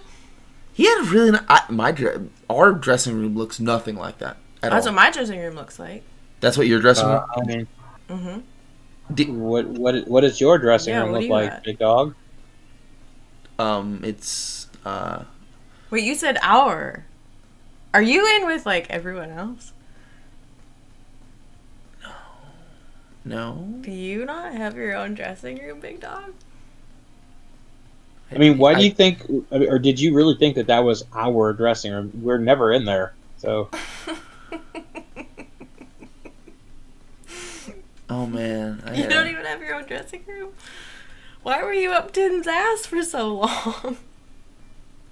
Oh, things change. Were you hoping to get a corner? They said they said they had to.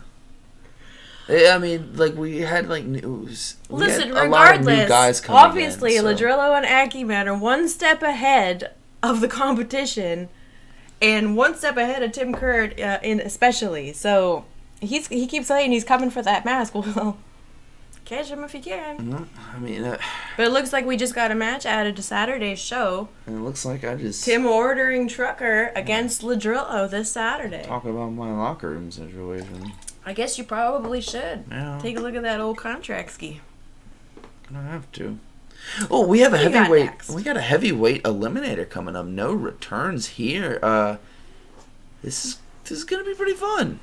4 randomly drawn heavyweights. Let's see who we got lined up. Oh, look at that. I really gotta figure out who to talk to about an office. Shogun is the first one in.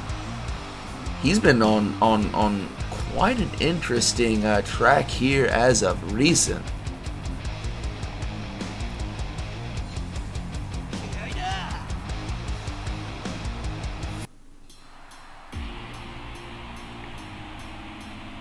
Wait.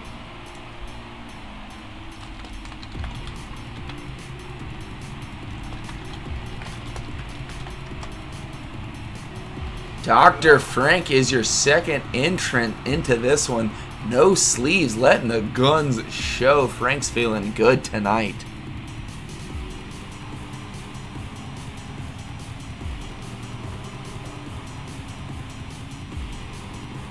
He does, doesn't he?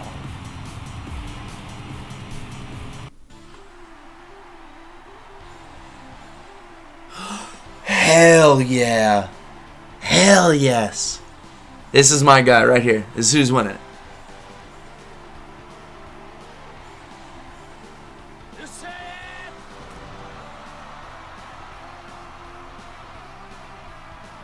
is my guy. This is number 3. This is number 3 legend. Yep, still one more.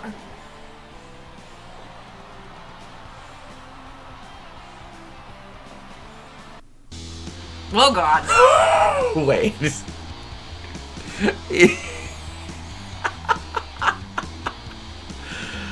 Oh boy. I love him.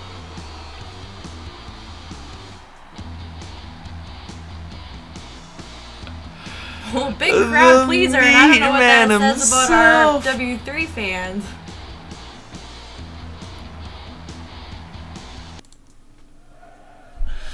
And here we go.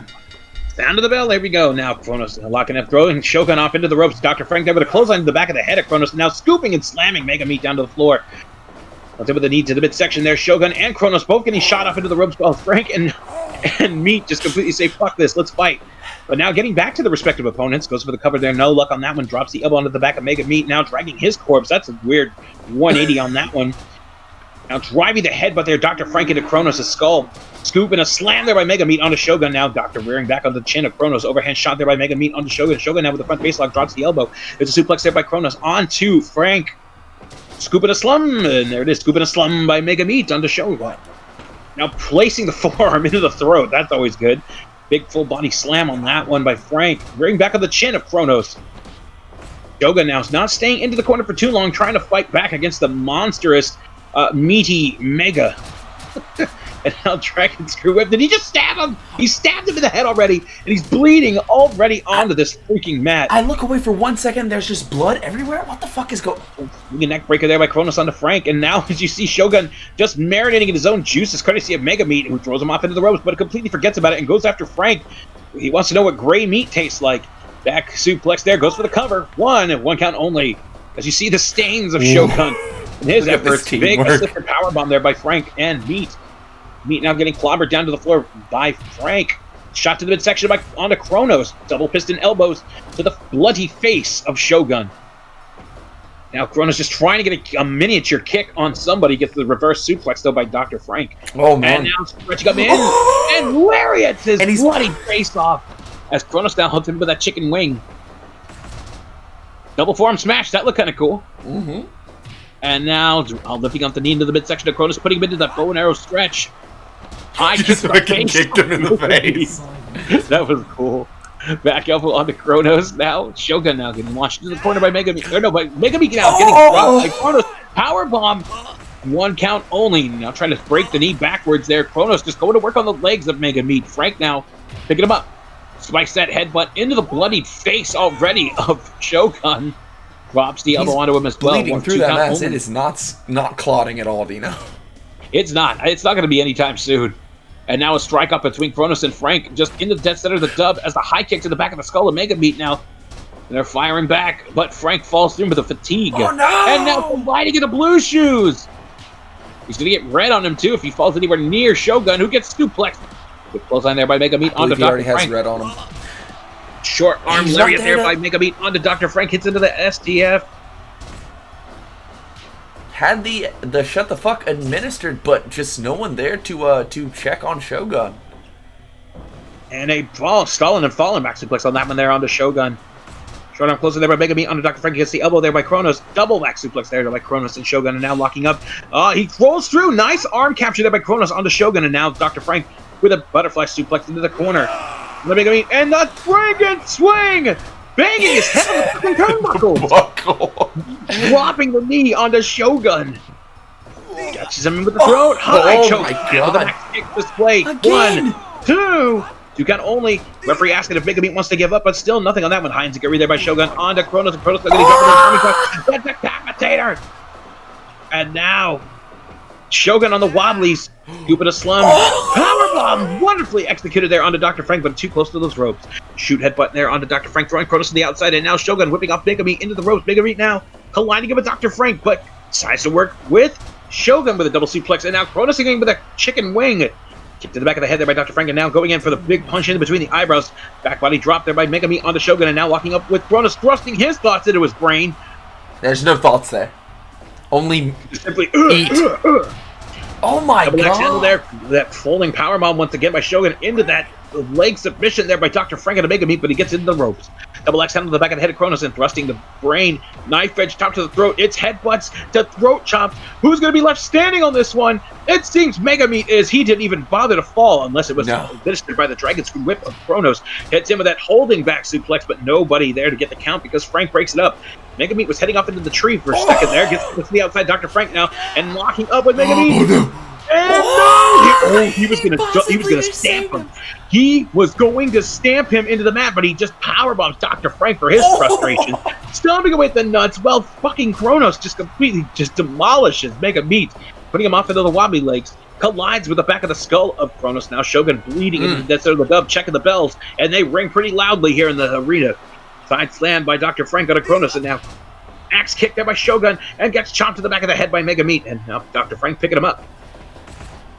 Piston elbows there by Kronos. Pile driver stamping the bloody signature of Shogun into the mat as he double kicks him up, but gets destroyed by Mega Meat. Mega Meat now biting his butt. Dragon Screw Whip, and just completely revving the side of his head. Fucking rabid. And now picking him up. Assisted powerbomb by Mega Meat and Shogun as he just dipped his meatball in his tongue. Now choking away Dr. Frank. All you hear are those guttural gasps. The referee trying to go for the count, swinging leg kick or just a kick, I should say. The Franken swing, speak of the swinging, but he gets into the ropes. Those Shogun shin slices, hitting into the face of Kronos. Pile driver there by Dr. Frank onto Megami, and another pile driver, this time by Kronos onto Shogun. Not to be able to the cover, but it's in the ropes.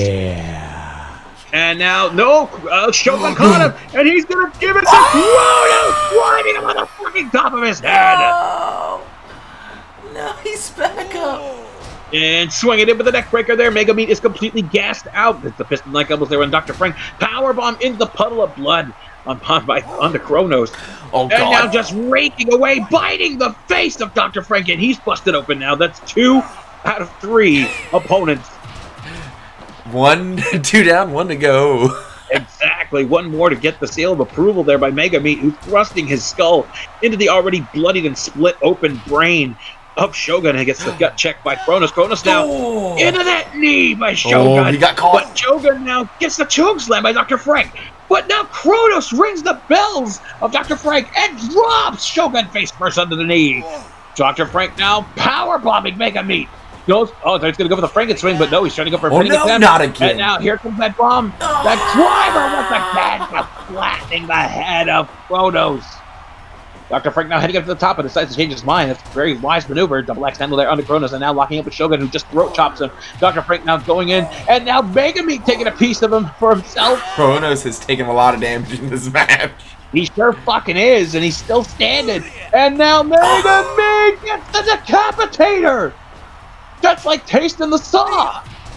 Axe kick to the back of the head of Dr. Frank. Both Shogun and Meat fall. Kronos now drops the knee across the back of the bloodied Shogun. Double kick there by Dr. Frank, now dragging away the body of Shogun, picking him up. Rolls him to the outside. Hits on Megami and drives him down, but Kronos drops him mid-air. He landed awkward. And checks his meatballs, and they are just about ready. Swing of the neck breaker now onto Shogun as they both lock up. Double kicks the guts as Megami and Dr. Frank fall from the boots. And Dr. Frank getting drugged by Shogun while Megami letting Kronos know he did not appreciate those kicks. Speaking of kicks to not appreciate, but even though it was nicely executed, the shin to the face of Dr. Frank. Kronos laughing at his downed opponents, and Megami says, "Fuck you, laughing there." Hits him off into the corner there. Shogun taking a rest. Dr. Frank taking a rest. While Megami, I think, is taking a rest by simply choking the man. And now off into the ropes goes Shogun, colliding him with Dr. Frank hitting floors. Megami barking and gets thrown into the corner. Axe kick to the top of the head of Kronos. And now Dr. Frank with a power bomb. How is he still conscious? Nice handle. The feet there by Kronos, but little good it did him as he hit the piston-like elbows. And now Dr. Frank down. And now Megami just driving him down into that meat packer. And dragging away. Meat packer. Picks him in. Says, "Come on." And now Kronos trying to pick him up, but Megami throws him to the outside. And is sticking up forcing Dr. Frank, saying, "You are done." Those shin slicers right in the face, and now thrusting even more into the bloodied skull. Shock meat, man. And elbow drop. And with the driver. He has to pin him. He's so worn But out, though. Look at that. All the blood draining from him stopped him from going for the pinning attempt, big dog. And now biting a fucking arm of Dr. Frank. Drops through, letting him know it doesn't hurt him. Big choke slam. Franken swing. SDF. Shut the fuck. Shut the fuck. He's biting. His fucking arm. Off into the corner. Oh shit. Dragon Sleeper. Dragon Sleeper, but he doesn't do him any good. He was in the rope. Oh god. Jen slices to the face. And now picking him up. Shit is fucking going on. Dead center of the dub. All 4 individuals are practically in the logo at this point. Mega Meat dropped by Kronos. Kronos now whipping him off into the corner. Back suplex, holding it. 1, 2, 3. Frank is Frank is the first eliminated. What a gorgeous bridge that was. And it's now down to Mega Meat and Shogun, who just collided in with each other, and Kronos, who does that shoulder attack, launching himself like a big black leathery missile, and dropping Mega Meat, saying, "This is it." Kicks to the back of the head now, picking him up. In the front face lock, drops him into the dead center of the dump of the back elbow, and now charging with that collision. Oh, he got distracted. He got distracted by Mega Meat, who was just barking happily, and it must have scared the shit out of Shogun because it fucking knocked him down. As did Kronos there with a single shot to the face. He's wrenching on. He went trying to go for the kick. No, Shogun got a hold of the front face lock. And that's deep. That's it. Mega Meat's out. Is down to Kronos and Shogun. Shogun now chomping in. They're going blow for blow. Shogun has been bloodied this entire match. He has lost so much blood. How many but not times? his energy. Big thrusting kick to the face. How many And now times has Kronos being picking dropped him in. on his head? He caught him into the knee. Back kick to the fucking head. But it can get section and delivers the boot down to the outside. Go Shogun. And now they're locking up. He's going to give him that driver. Oh my God! The honorable death. 1, 2. No! Look at all that blood, Big Dog. The fuck? Face buster by Kronos on the Shogun. Shogun now picking him up one more time. He's gonna do it. Down. He can't do it. Pin him. He's still close to those ropes. 1, 2. No! Oh my God! Kronos picks him up and drives him on the knee. He's picking him up again. He's gonna. Oh fuck! He got caught. Powerbomb! 1, 2. No! 30 minutes have passed in this contest. 30 minutes. He's hooked in. Shogun slipping. Shogun slipping. No, he escapes. The midsection goes to the face and he hits the fucking table on the outside. But he's back up. But at what cost? He stumbles back into the ring. Kick to the midsection. And kicker! 1, 2. No! He won't stay down. Then drops him onto the knee again. Why is Kronos kicking out? Picks him up. He got caught one more time. 1, 2, 3. Please.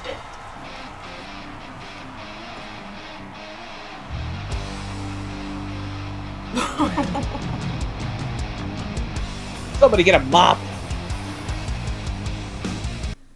That sounds like Charlie work because you're dumb. I don't think I've ever seen someone take the beating that Machio Kronos did and kept kicking out. I've never seen someone get dropped on top of their neck. Shogun gets it done. Holy shit. Dr. Frank out, 25 minutes, 8 seconds. Beautiful bridging backdrop from Machio Kronos. Mega Meat followed after that reverse STF. He just turned him over. Couldn't go anywhere. Just strangled him. And Machio Kronos out in 31 minutes, 49 seconds. After several straight sheer drops to the top of his neck. And a couple vertical power bombs. Shogun will be facing the 5th ranked heavyweight at the pay-per-view Blood and Steel this Saturday. Which stands right now as MIB. It does stand at MIB. At the end of the night, will it stand MIB? Probably. Likely, yes, but we're not office. 100%. We don't like percentages here, but god damn it, that yeah, that works. Oh, excuse me. It is not our semi-main event. I was like, fuck, No, man. it's We went not. through this pretty quickly. Not just yet, Big Dog, but it definitely feels like it could be a main event match. I mean, this is a main event match at any point in W3's history. Maya Inca Boy, the ranked 5th heavyweight, fresh off of his dominating defeat of Master Fuji with that MIB bomb, and Executioner, possibly the most single dangerous competitor in W3 today. There's 3 guys in that category, and Executioner is one of those 3, in my opinion, taking on the uprisings.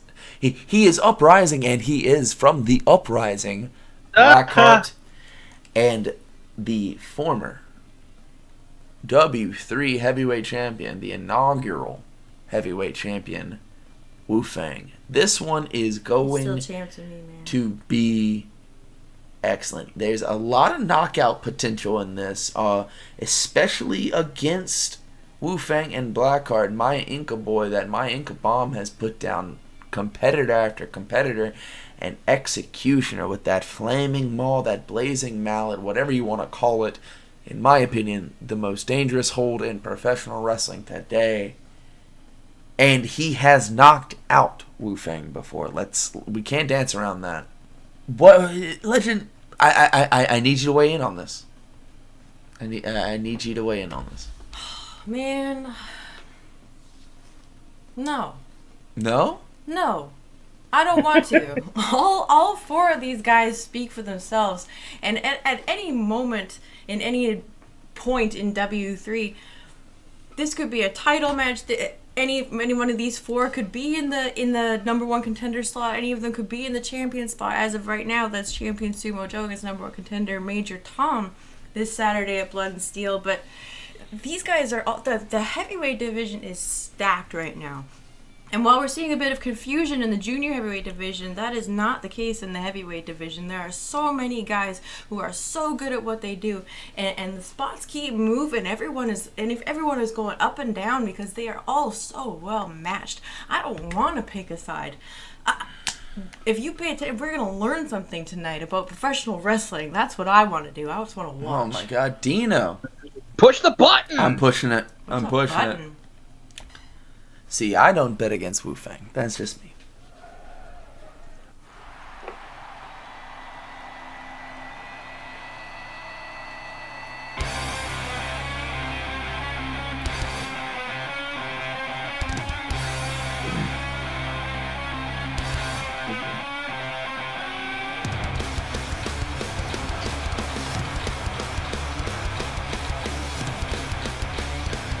The Cush Man is here.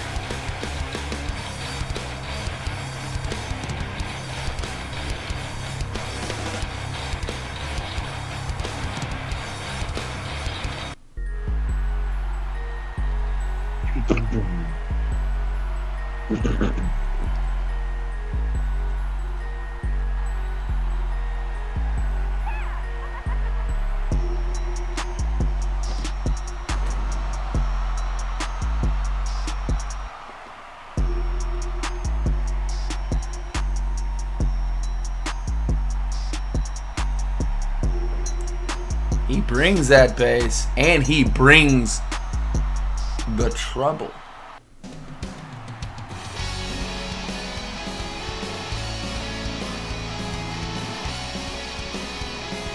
There he is, former W3 heavyweight champion, and he is feeling it. And you've got a little bit of confidence back, I see.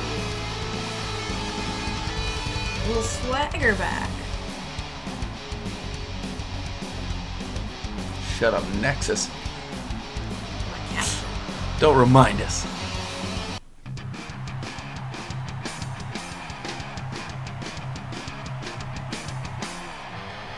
Third-ranked Blackheart. This guy is on the come up. He seems to win all the important matches. Uprise? He is on the uprise. You are right. Oh. Wow. I think he is one of the best all-around professional wrestlers here today. Tough son of a bitch. Strong. He's fast when he needs to be.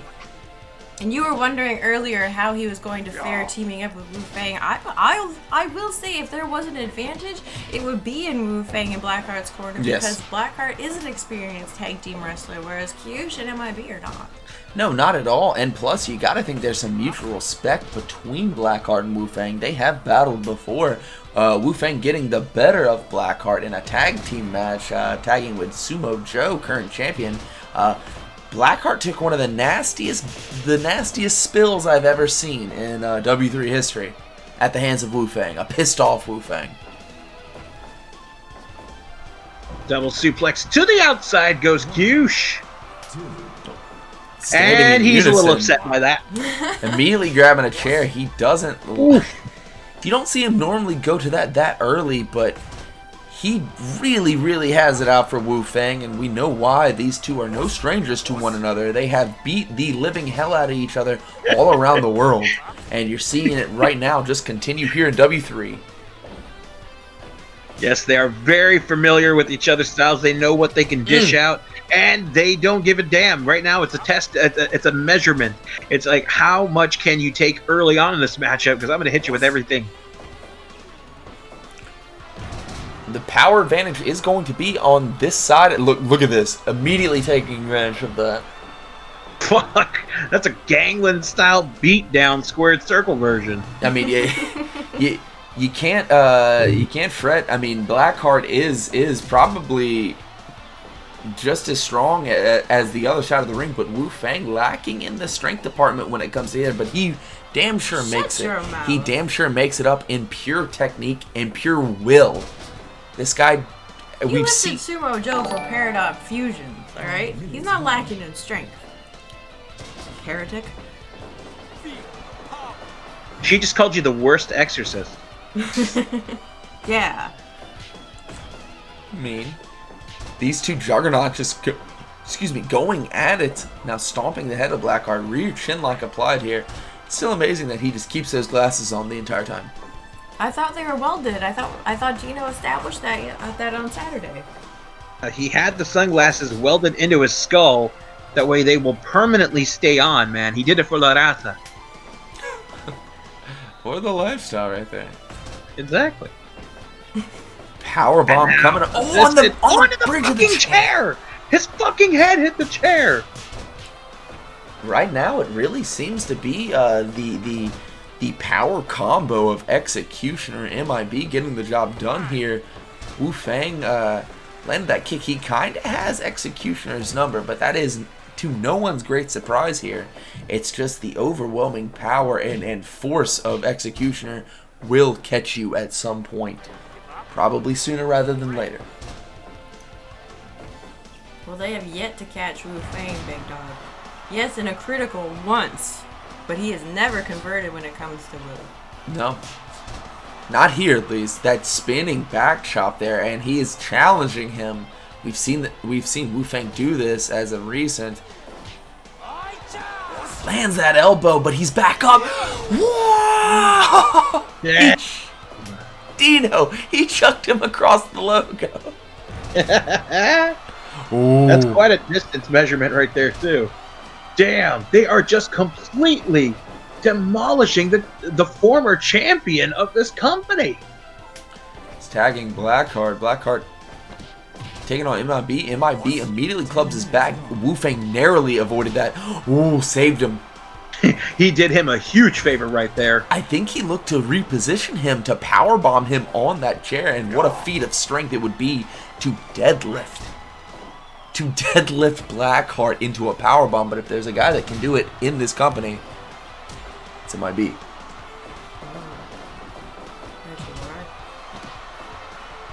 I am very, very impressed with MIB in what I assume is going to be the first half of this match. I don't think anyone's quitting here. Ooh, a little cohesion there. That is an Uprising original. I told you, that tag experience is going to come in handy here. Ooh.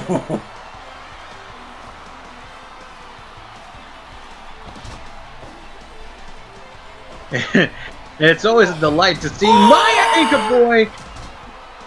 Maya Inca Boy always looking like he is gassed out, but still managing to muster up the strength, not just to pick up his opponent, but to kick out of a maneuver that. Oh, Paradox Fusion, and I think he grabbed him on the way down. Goes with the shorts. Oh. Uh-oh. Oh! MIB showing out in this match.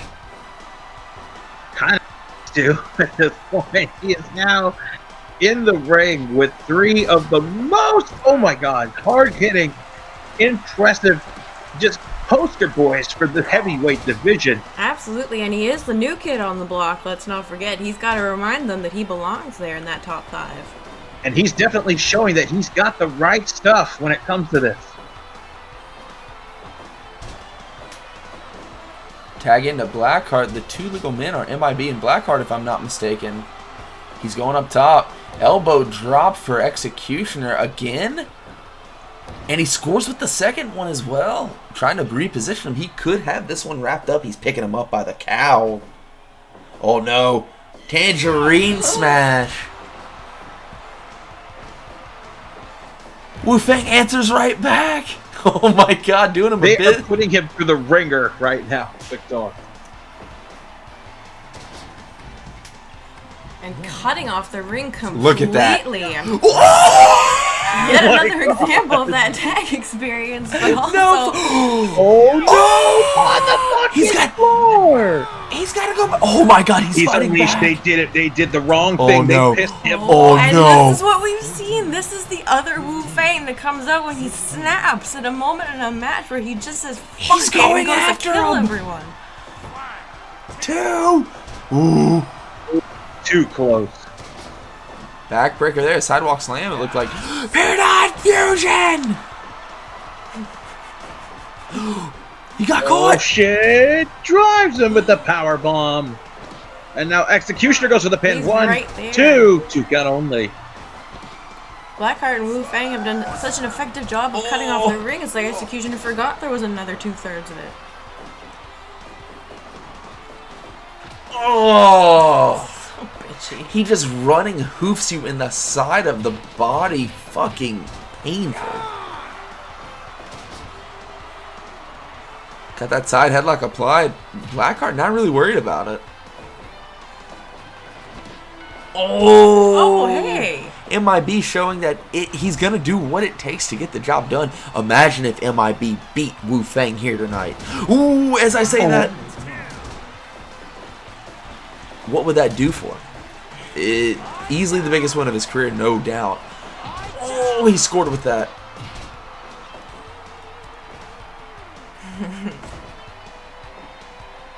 And Wu-Fang inviting him to give his best shots.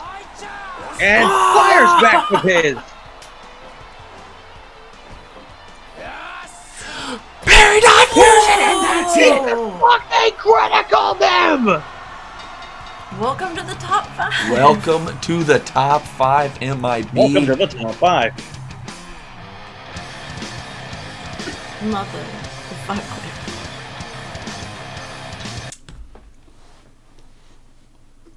Wu-Fang once again showing you why he is nothing to fuck with, as Legend just pointed out. Peridot Fusion, that is all it takes. MIB with an impressive showing here, but he's in there with the big dogs now. These are the top guys. He's going to have to hang, and it seems like MIB is going to be facing Shogun this Saturday.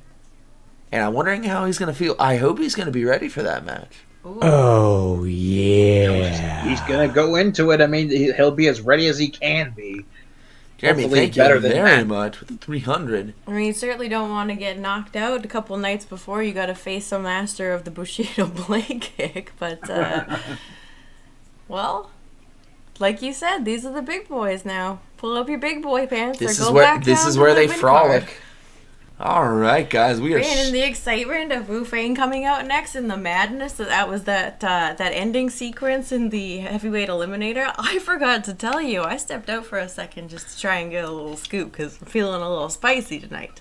Oh, And I just wanted to get someone to weigh in on the main event tonight. So as you know, I have no idea where like Abyss by Hannibal, Bad Blood, and Bolt, where they all hang out these days. No one ever sees them until right at their match time. yeah. I don't know if they're up in the rafters with Slip or what's going on, but I can't find them. So that leaves the Chee Dynasty. So I thought I'd go see if I could get a couple words with the boys. Did you manage? Well, there's a big old sign on their locker room door that says "Fuck off, legend." So I think I might have poked the hornet's nest. Yeah. I have some of the security guys walk you to your car, please. Today. That's fine. It's not. It's fine. You say that, but it's not. Yeah, it's fine. It's funny. Carnage Visor, thanks for the follow 8 minutes ago. If I you're guess new they here, didn't like thank the you for bug I coming put out. in the locker. Thank you for coming out. We appreciate the new people coming in. Oh my God! 1 by 1 says Nexus Omega, and we have gotten to your. No, I'll just move really fast. Yeah, just go. Just go. It'll be fine. I don't care. Book it. It's funny. Speaking of booking it, we are booking it to the main event. Have your semi-main event coming up right now. A rematch requested by Troy Constantine. He's saying he's causing a little bit of ruckus. I heard that he. This is what I've heard from my sources inside the office.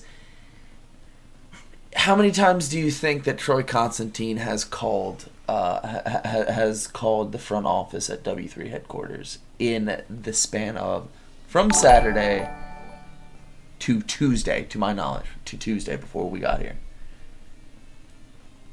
17. 42? Somewhere in between.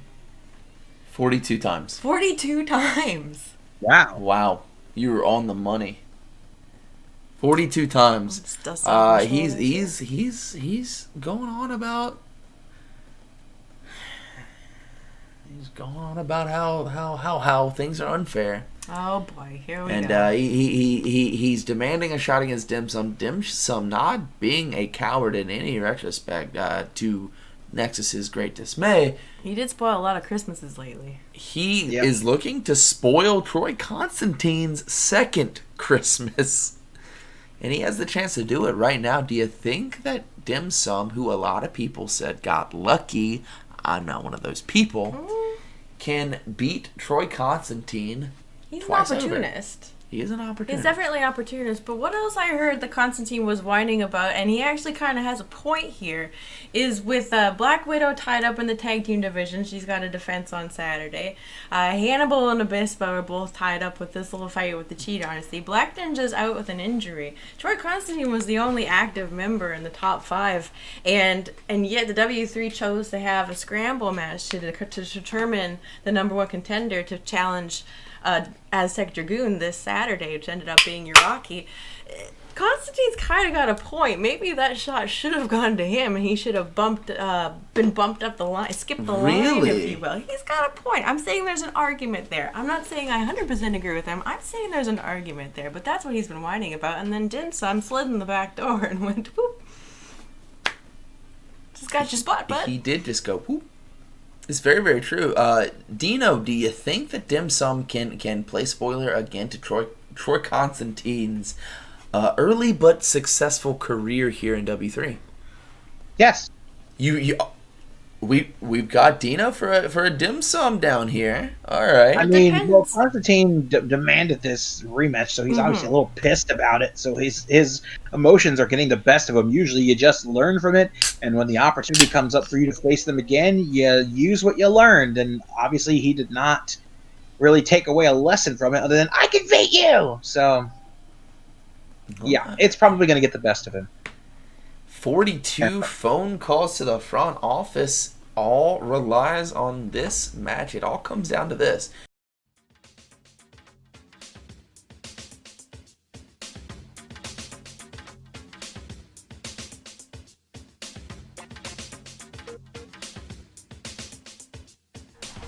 Beep, boop.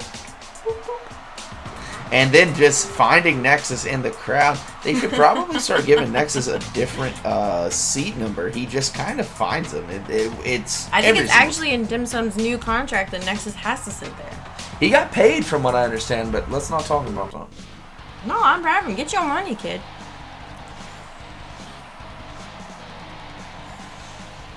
Do you feel it? I know you feel it.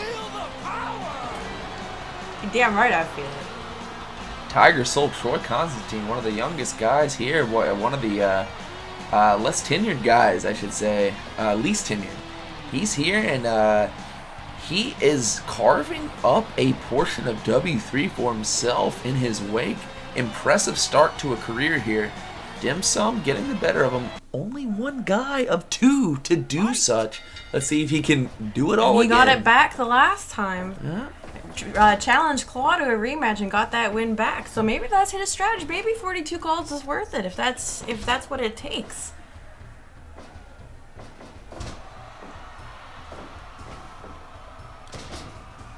Going for the pin early. Look at this trolling motherfucker. Oh! What? Shit! Shit! Oh, shit! Pin him!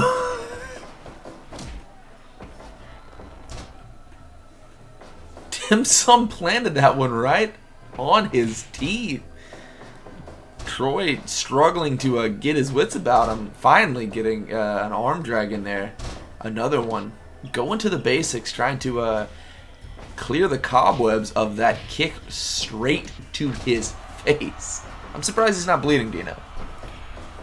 I mean, he's got the tough skin. Gorgeous Northern Lights bridge on that one. Damn suplex. He's going to do everything he can to make sure that those calls were not in vain. 42. I haven't made 42 calls in a year, I don't think. Brain buster, sweet chakra. That's probably why you don't have your own dressing room. Ah, you're right. Roll through, beautiful. And that's something you cannot take away from Troy Constantine. He may run his mouth, he may complain, he may bitch and moan quite a bit. He is just as about as competent as anyone here in W3 at all. At all. Arm drag. One of his so much arm-based offense. His many professional moves. He was absolutely jacking his jaw with that with those forearms, but got countered right into a DDT there. Both guys taking a second. Fit of the corner. Charging through. Oh, damn. He collided with him on that one. Drop toe hold here. What has he got? Beautiful running moonsault. That is one of Troy Constantine's favorite moves. Yes, it is. Little troll job here. You mean other than living inside a copier? Well, yes. Obviously, that goes without saying. Lariat down a figure four leg lock directly in the center of the dub. I love it when that happens. And you gotta hand it to Dim Sum. I mean, he is coming in with the intense arsenal of moves against Constantine, but like he's still remaining cool. Even when Constantine gets so whelped, that'll definitely perk up his pissed off pyre. 2 count only. Here's the thing about Dim Sum. He has what it takes to be a very, very, very successful competitor here in W3. He sometimes gets caught up in his own mental, in his own head, trying to force things to piss off his opponent. Doesn't let it flow quite naturally. No, I'm telling you, Big Dog, that's the old Dim Sum. That was a Dim Sum that still had some fucks to give. In the past couple of weeks, we have not seen any fucks to give. That hood rat clutch would have definitely put a sad ending to the story here, but now he set up for the Tiger Salt. But not enough pepper on it. Nuts. That had a little spice Maybe on it, too. that suplex. Ooh. Big throaty thrust. I really do think that Dim Sum spent too much time trying to get under the skin of competitors for a long time, but I also think that that style of wrestling is going to work against Constantine. Second Tiger Salt. Dim Sum's back to his feet quick. Into the corner. What has he got planned for him? Oh, he's kicking him directly in the midsection.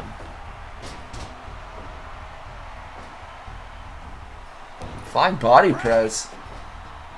He likes to utilize the top rope moonsault in his arsenal too. I'm dragging him away from that corner. Drop kick to the back of the knee. That did not look comfortable at all, Big Dog. Never like seeing it. Never show me it.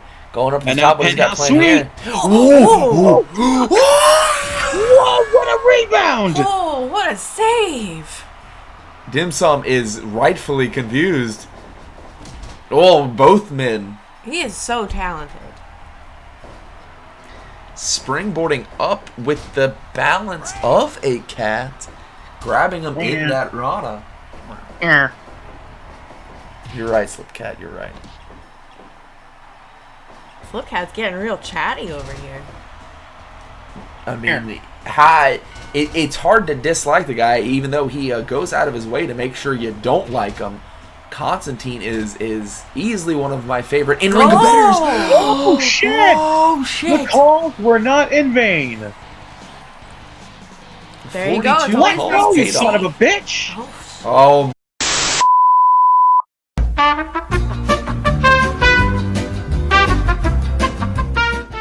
I think we're back. Pause. Everybody pause. Nobody move. We're back. Don't anybody move. Don't anybody move. Achoo. Oh no. Did it cut out before the end of the match? No. I think it did. No, did it? I don't know who's telling the truth. It slips a liar. Listen. Oh, wow. I will clip it, damn it. Okay, well, anyway, Troy Constantine pulls out a victory here tonight. Oh, shit. With a different hold than usual. But still holds it on for a little extra spice after the bell. And he's been fined for that before with the cat's cradle. I wonder if they'll have the same reaction to that. Uh-oh. I wonder if the office will have the same reaction to it. I mean, are we on a 3 strikes you're out here? No, surely no. Chee Dynasty would be gone. Chee Dynasty would be absolutely fired. You're right. Well, actually, right before the main event, we do have a few words that we received in the truck from our number 1 contender, Major Tom. Oh. He, well, obviously, we speculated on it. What Joe pulled last on Yes. Saturday, chopping Pete in the back and putting out his best friend. Obviously, that's not going to sit well with someone like Major Tom. I just didn't know that we would have footage to. We do. We have a few words for it, and man. we're gonna throw that. The truck's gonna throw that up right now. Sumo Jo. Sumo Jo. I've been fighting all my life. From the battlefield to the wrestling ring. I've seen so many ugly things. Things that nobody in their right mind would dare dream. Nightmares that used to keep me awake at night. I would scream out into the night, into the sky. Why, God? When, God? When will this stop? And I thought it would never end. And then my nightmares went away. And they became dreams. Beautiful, wonderful dreams of pure bliss and damn near ecstasy. And do you know when they started, Joe? It was when I beat you. It was when I took your fat pig leg and I slapped my spinning tom hold. And I just kept twisting and turning until the tendons in your knee snapped. And it was then I heard the screams turn into my favorite song. The song of you wincing like the fat little pig you are, Joe. It is now, Joe, that my beautiful dreams became desires, became hunger. And when I did it to you again, I slapped my spinning tom hold on your stubby fat pig leg and snapped it again. You played my favorite song. But then, what did you have to do, Joe? You attacked my friend, Prickly Pete. My friend! You left my friend beaten. You left my friend bloodied. You left my friend for dead! But now, my hungers have become cravings. And I crave to take your fat, stubby pig leg and slap my spinning tom hold and snap it completely off. And when I get my hands on you, Joe, I'm gonna play my favorite song again. And you, little piggy, you are gonna go wee, wee, wee all the way home. My God. You know, Is he upset about something? Next is He's the cameraman upset that about got that a film lot today. of things, Dino. And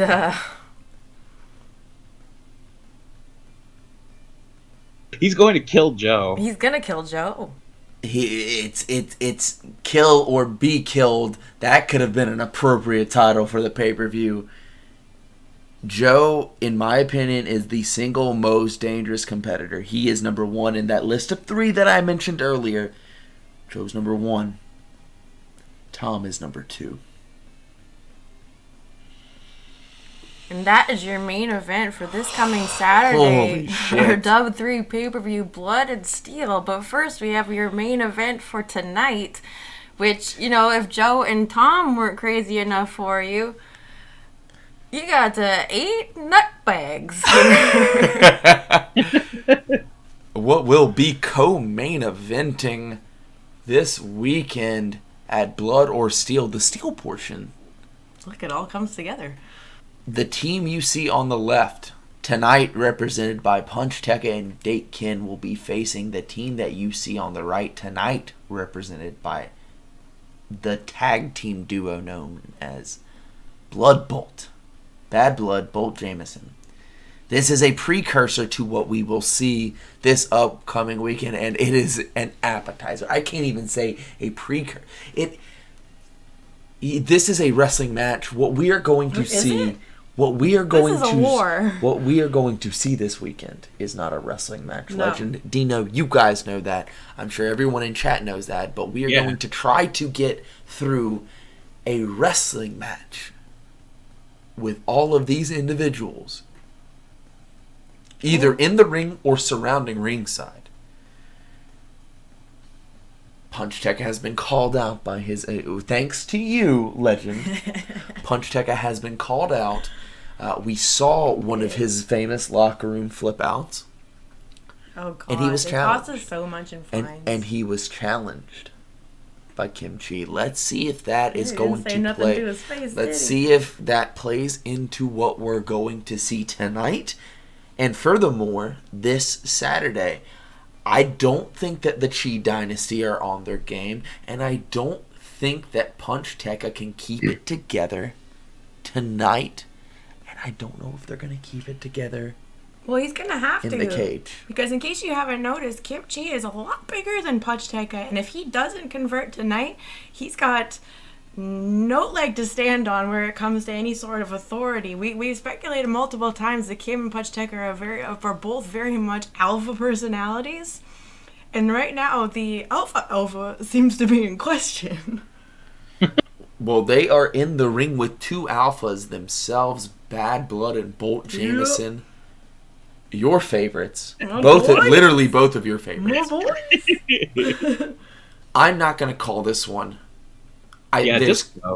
There's clearly dismay in the Chee Dynasty, and I think that this is going to play into this match. Yeah.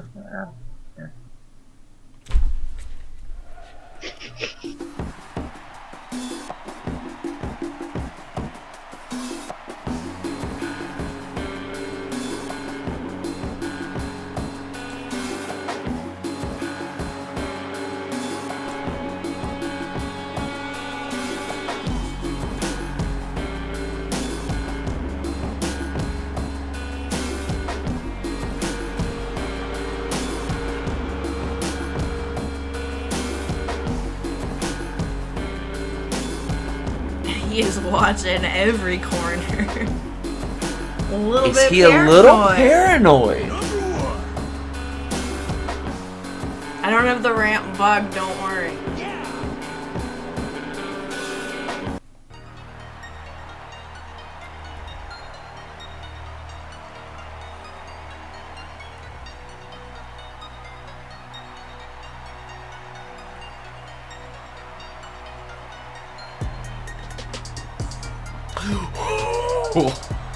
He had to put on the brakes.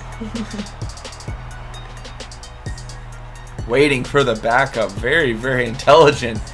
You can't go down there with those guys. And Bad Blood's not in a hurry. He likes to play the mental games.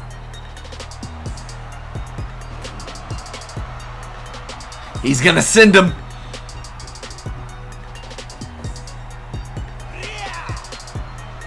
And it only takes one of them to send Puchteca and Dake Ken out of the ring.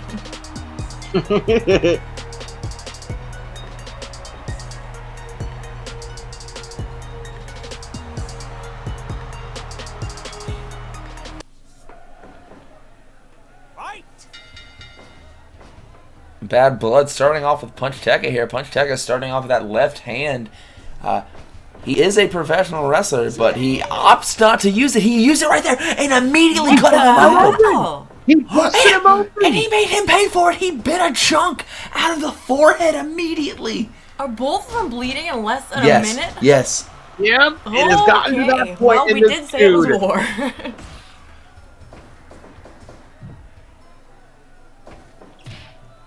Caught the leg there, dragging him away from the corner that he needs to keep him in. I think he wants to make a point.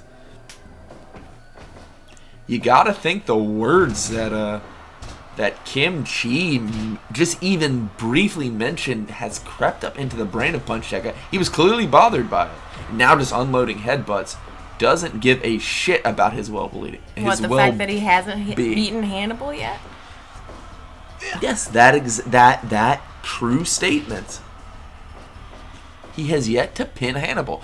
Hell, Dake Ken got a submission victory on Hannibal before Puchteca ever got a win. He's in the wrong part of town, but Bolt Jameson doesn't give a shit. Fuck. And I don't think Kim's willing to help out Puchteca. I think you're right. 2 mochi mallets.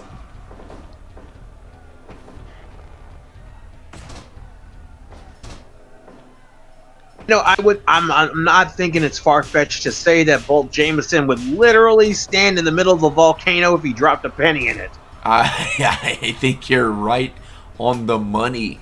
The penny to the penny, Dino Winwood. Makes a lot of sense when you think about it. Oh, I'm done. I'm out. Bleeding Druid to the back of that. He's right back up. That must have grazed him, or Puchteca just has nothing left there. Dragging. Oh, and we'll find out. Yeah. Opening up that head wound just a little bit further. Dake Ken getting tagged in the match. I want to say this is the first time he's been in. Going to drop him off in Lower Manhattan. Keeping a slam off the ropes. Drops the elbow into the center of the heart. But now, blood. Tagging out to Bolt Jameson. I don't know who's fresher.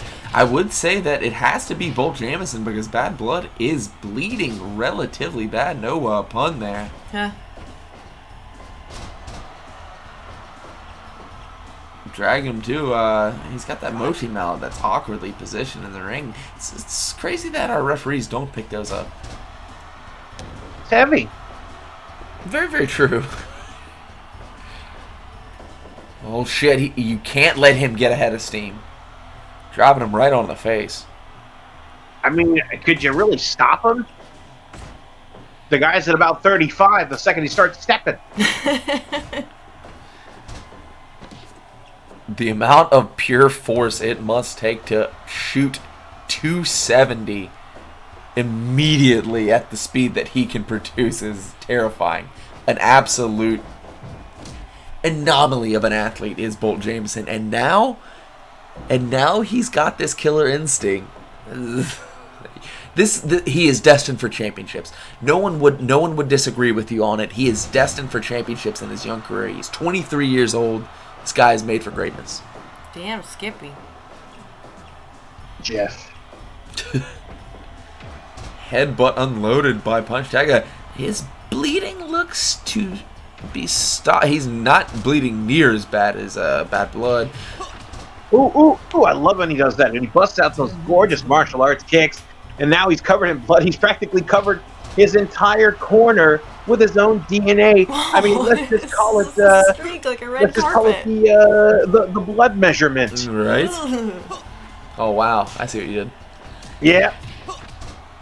Kicks. Oh, he's got something for him. Sliding lariat, pinning him right in the middle of the ring. Puchteca slow to it. There. Oh my God. Maybe he has lost more blood than you thought. Knocked senseless, maybe, if there's anything in there. I mean, I say that he is a very articulate human being when you talk to him. He's kind of on edge as of recent. Both men having the same thought there, going for some enziguris there, but going back to Puchteca, he's a little bit more on edge as of recent. Oh, speaking of on edge, he's on the edge of his fucking head. Looked to be a Cobra clutch, just Russian leg sweep there. Oh God! Puchteca using his own head as a weapon. Ooh, face buster there. Oh.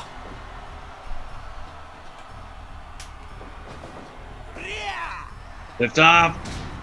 Nicely done. Did you see the impact of that? He stamped him in the corner. Ducked Blood's kick and dodged Bull's lariat there. Oh no. Oh. We've seen that knock out competitors before. Hopefully he's up.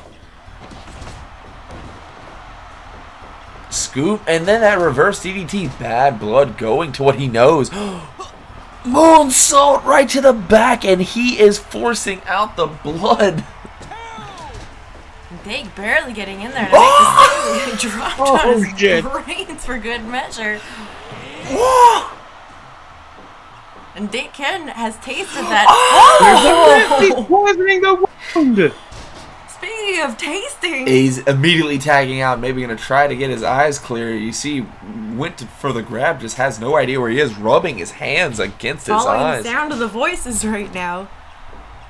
I was going to point out that Dake Ken has tasted that deadbolt twice. Oh, he doesn't want to taste that again. Oh my God! He just launched him, and he just happened to land right on his fucking neck. Oh shit! Oh shit!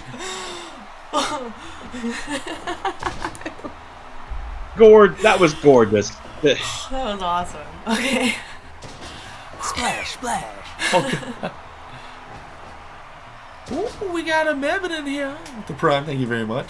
As he tags in to Bad Blood here, he gets caught up in Dake Ken's reverse DDT, and then just a straight up DDT to Bolt Jameson.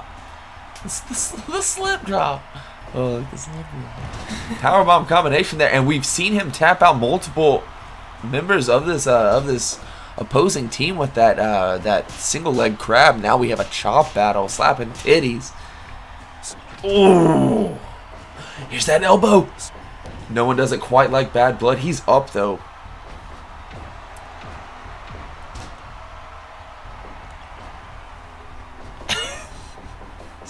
Oh shit! Jesus. He's right back He's to his back feet. up.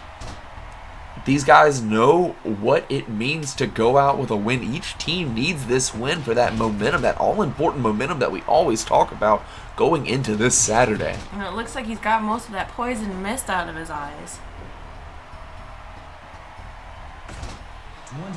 Uh-oh.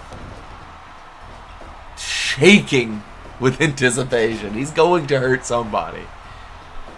and if history tells us anything, it's probably going to be Dake Ken. Aw. What does he got here? Lydia! Oh, there it is. Shit. There it is. One, There it is. two. One, two. Oh, he got him! He fucking got him. Did not kick him out of that pin quick enough. Hey, And what- BloodBolt picks up the victory, staring Puchteca in his stupid bloody face. Uh-oh. Uh-oh. The locker room, as Slip pointed out in the chat, the Cheese, what is that, in the past 2 weeks they're 1 for 4. Oh. Ooh. Wow.